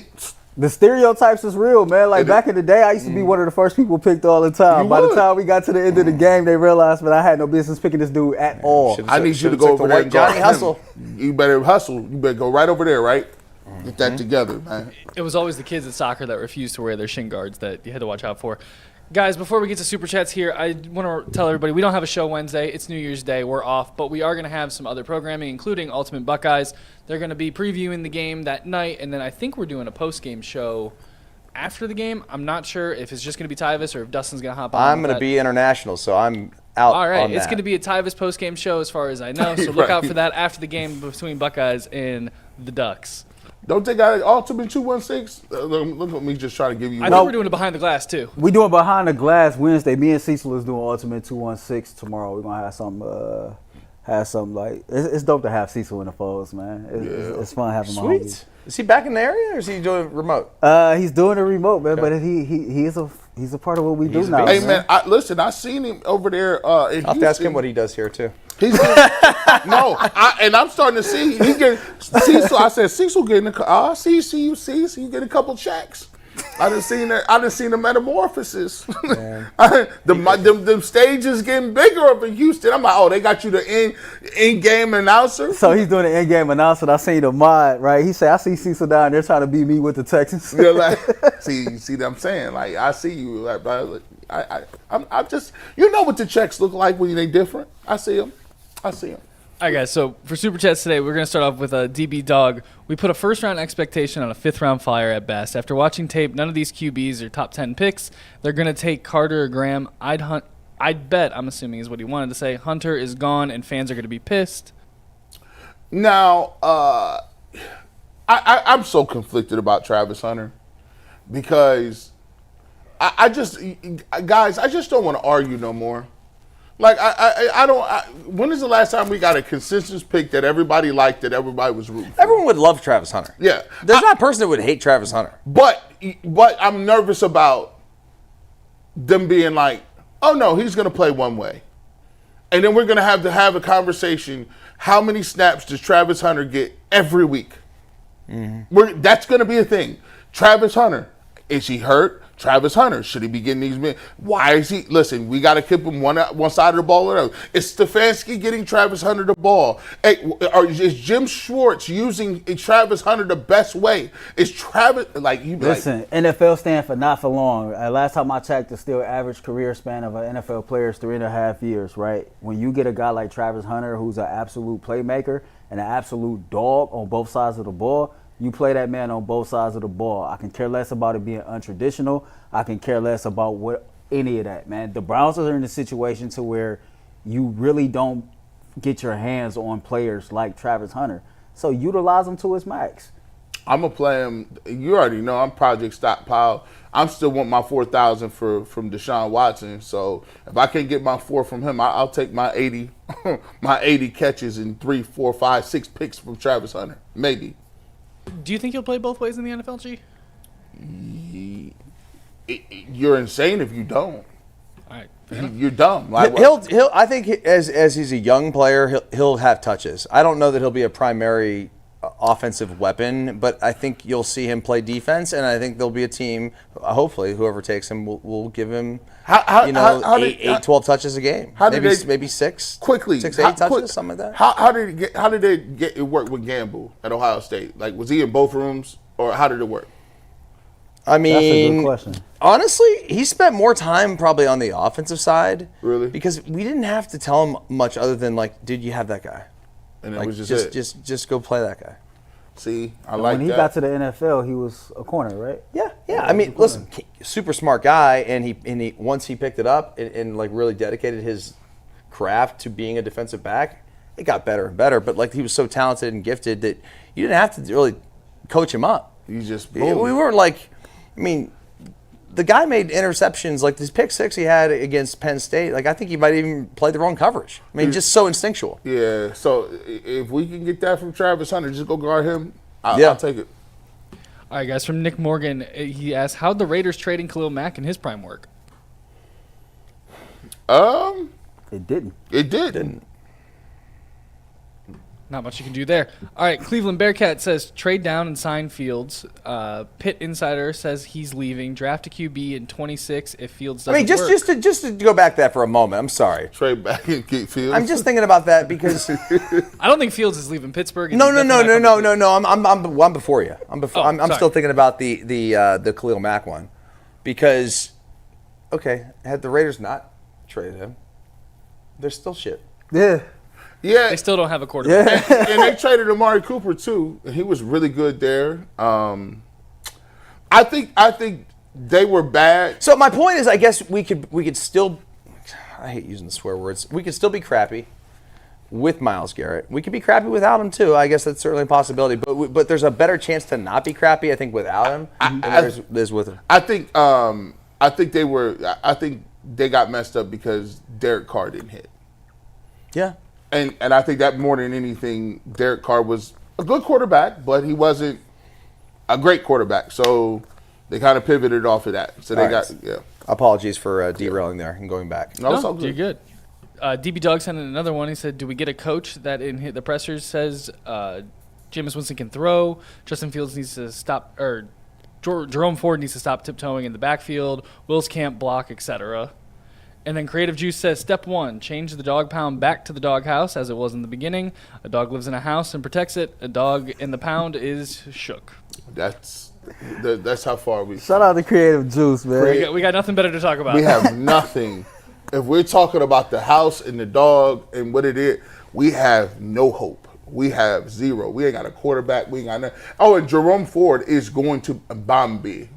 That is his name, Bombi. Is going to prance and tiptoe and frolic in the grassy knoll. That's what he does. He will be a prancer. You need to start playing with a weighted vest on. You can't hold Bombi down. Jerome Ford. That's it for the Super Chats, Hunt? That's it for the Super Chats, guys. We got 5 minutes. We can talk about what we're going to talk about in overtime or Hold up. Brown got. Oh, go for it, Daryl. Yeah, I definitely will talk about that. You here tomorrow? I'm here tomorrow. Okay, well, from me to everybody that watches UCSS, man, I want to wish you all a happy new year. Thanks for all your love, all your support, helping us reach our goals, helping us grow our channel, and just expand and become the best damn place that you can get anything Cleveland sports related in the city. I wish you nothing but wealth, health, man, and just prosperous 2025, man. Love on who love you. Be great. Spread love. Remember, being great come with a price, and spreading love is priceless. Man, I was expecting Fox to be, A1 day. Steady. You said what? You have an A1 day. Yeah. I mean, just out here staying steady. That's what we do. Great Nuggets addition is to back the tomorrow, team, too. man. So happy New Year's from me, Yeah. guys. Oh, I won't we be back forgot. on mic tomorrow. We almost forgot. You said Cam Ward. Oh, yeah, we're talking about that for a minute? Yeah. Yeah, go for it. So Your take on it. my take on it, like, we are living in a time where things have changed, and because I'm old school and I have a thought or a feeling about a way a player reacts or responds or handles his business, doesn't mean it's the right or wrong thing. Like, I think that it rubs me the wrong way that he opted out at halftime, because the decision for him to play was to set the ACC record in passing and all those good things, which he did. I feel like it's really hard to imagine me or any of my teammates throughout my career playing a game. I know the game is a glorified scrimmage, but still, you're playing a game, and it was really fun. It was a super competitive game. Iowa State, Matt Campbell. I mean, the crowd was good. I mean, it was one of the bigger non college football playoff bowl games. Yeah, it's one of the better bowl games. So I thought it was a fun game, and it was like a tight game where they were winning at halftime by 3 or 7 points. It doesn't matter, but it was a really tight game, one-score game all the way to the end, and he's sitting on the sidelines. And it's like, I don't know. Maybe there's more to it. Maybe the coaches held him out. Maybe it was like, hey, there's no need to play. Like yesterday, Aaron Rodgers said he kind of pulled himself out of that game against Buffalo. Yeah, you're down by 40. Get it. Yeah. This is a different deal. Like if Rodgers wouldn't pull himself out of the game if it was a tight game. Now, different story. I guess, this game doesn't mean anything. So does it rub me the wrong way? Yes. Is it going to preclude me from drafting him? No. If you were a GM, what would you say? Because here's the thing. What if, why are we persecuting the kid when he played? He actually did play. He could have not played. He could have not played at all. Right. I mean, the kid's done more for probably Miami football in the last 20 years than Ken Dorsey. Yeah. There's a lot of that football program's been garbage. Hot garbage. And he has sort of brought them back to some sort of relevancy. Yeah. So I don't have a problem with it to the point where I wouldn't draft him. It's a question. I mean, I would want to know, hey, what was the thought process here? Walk me through that.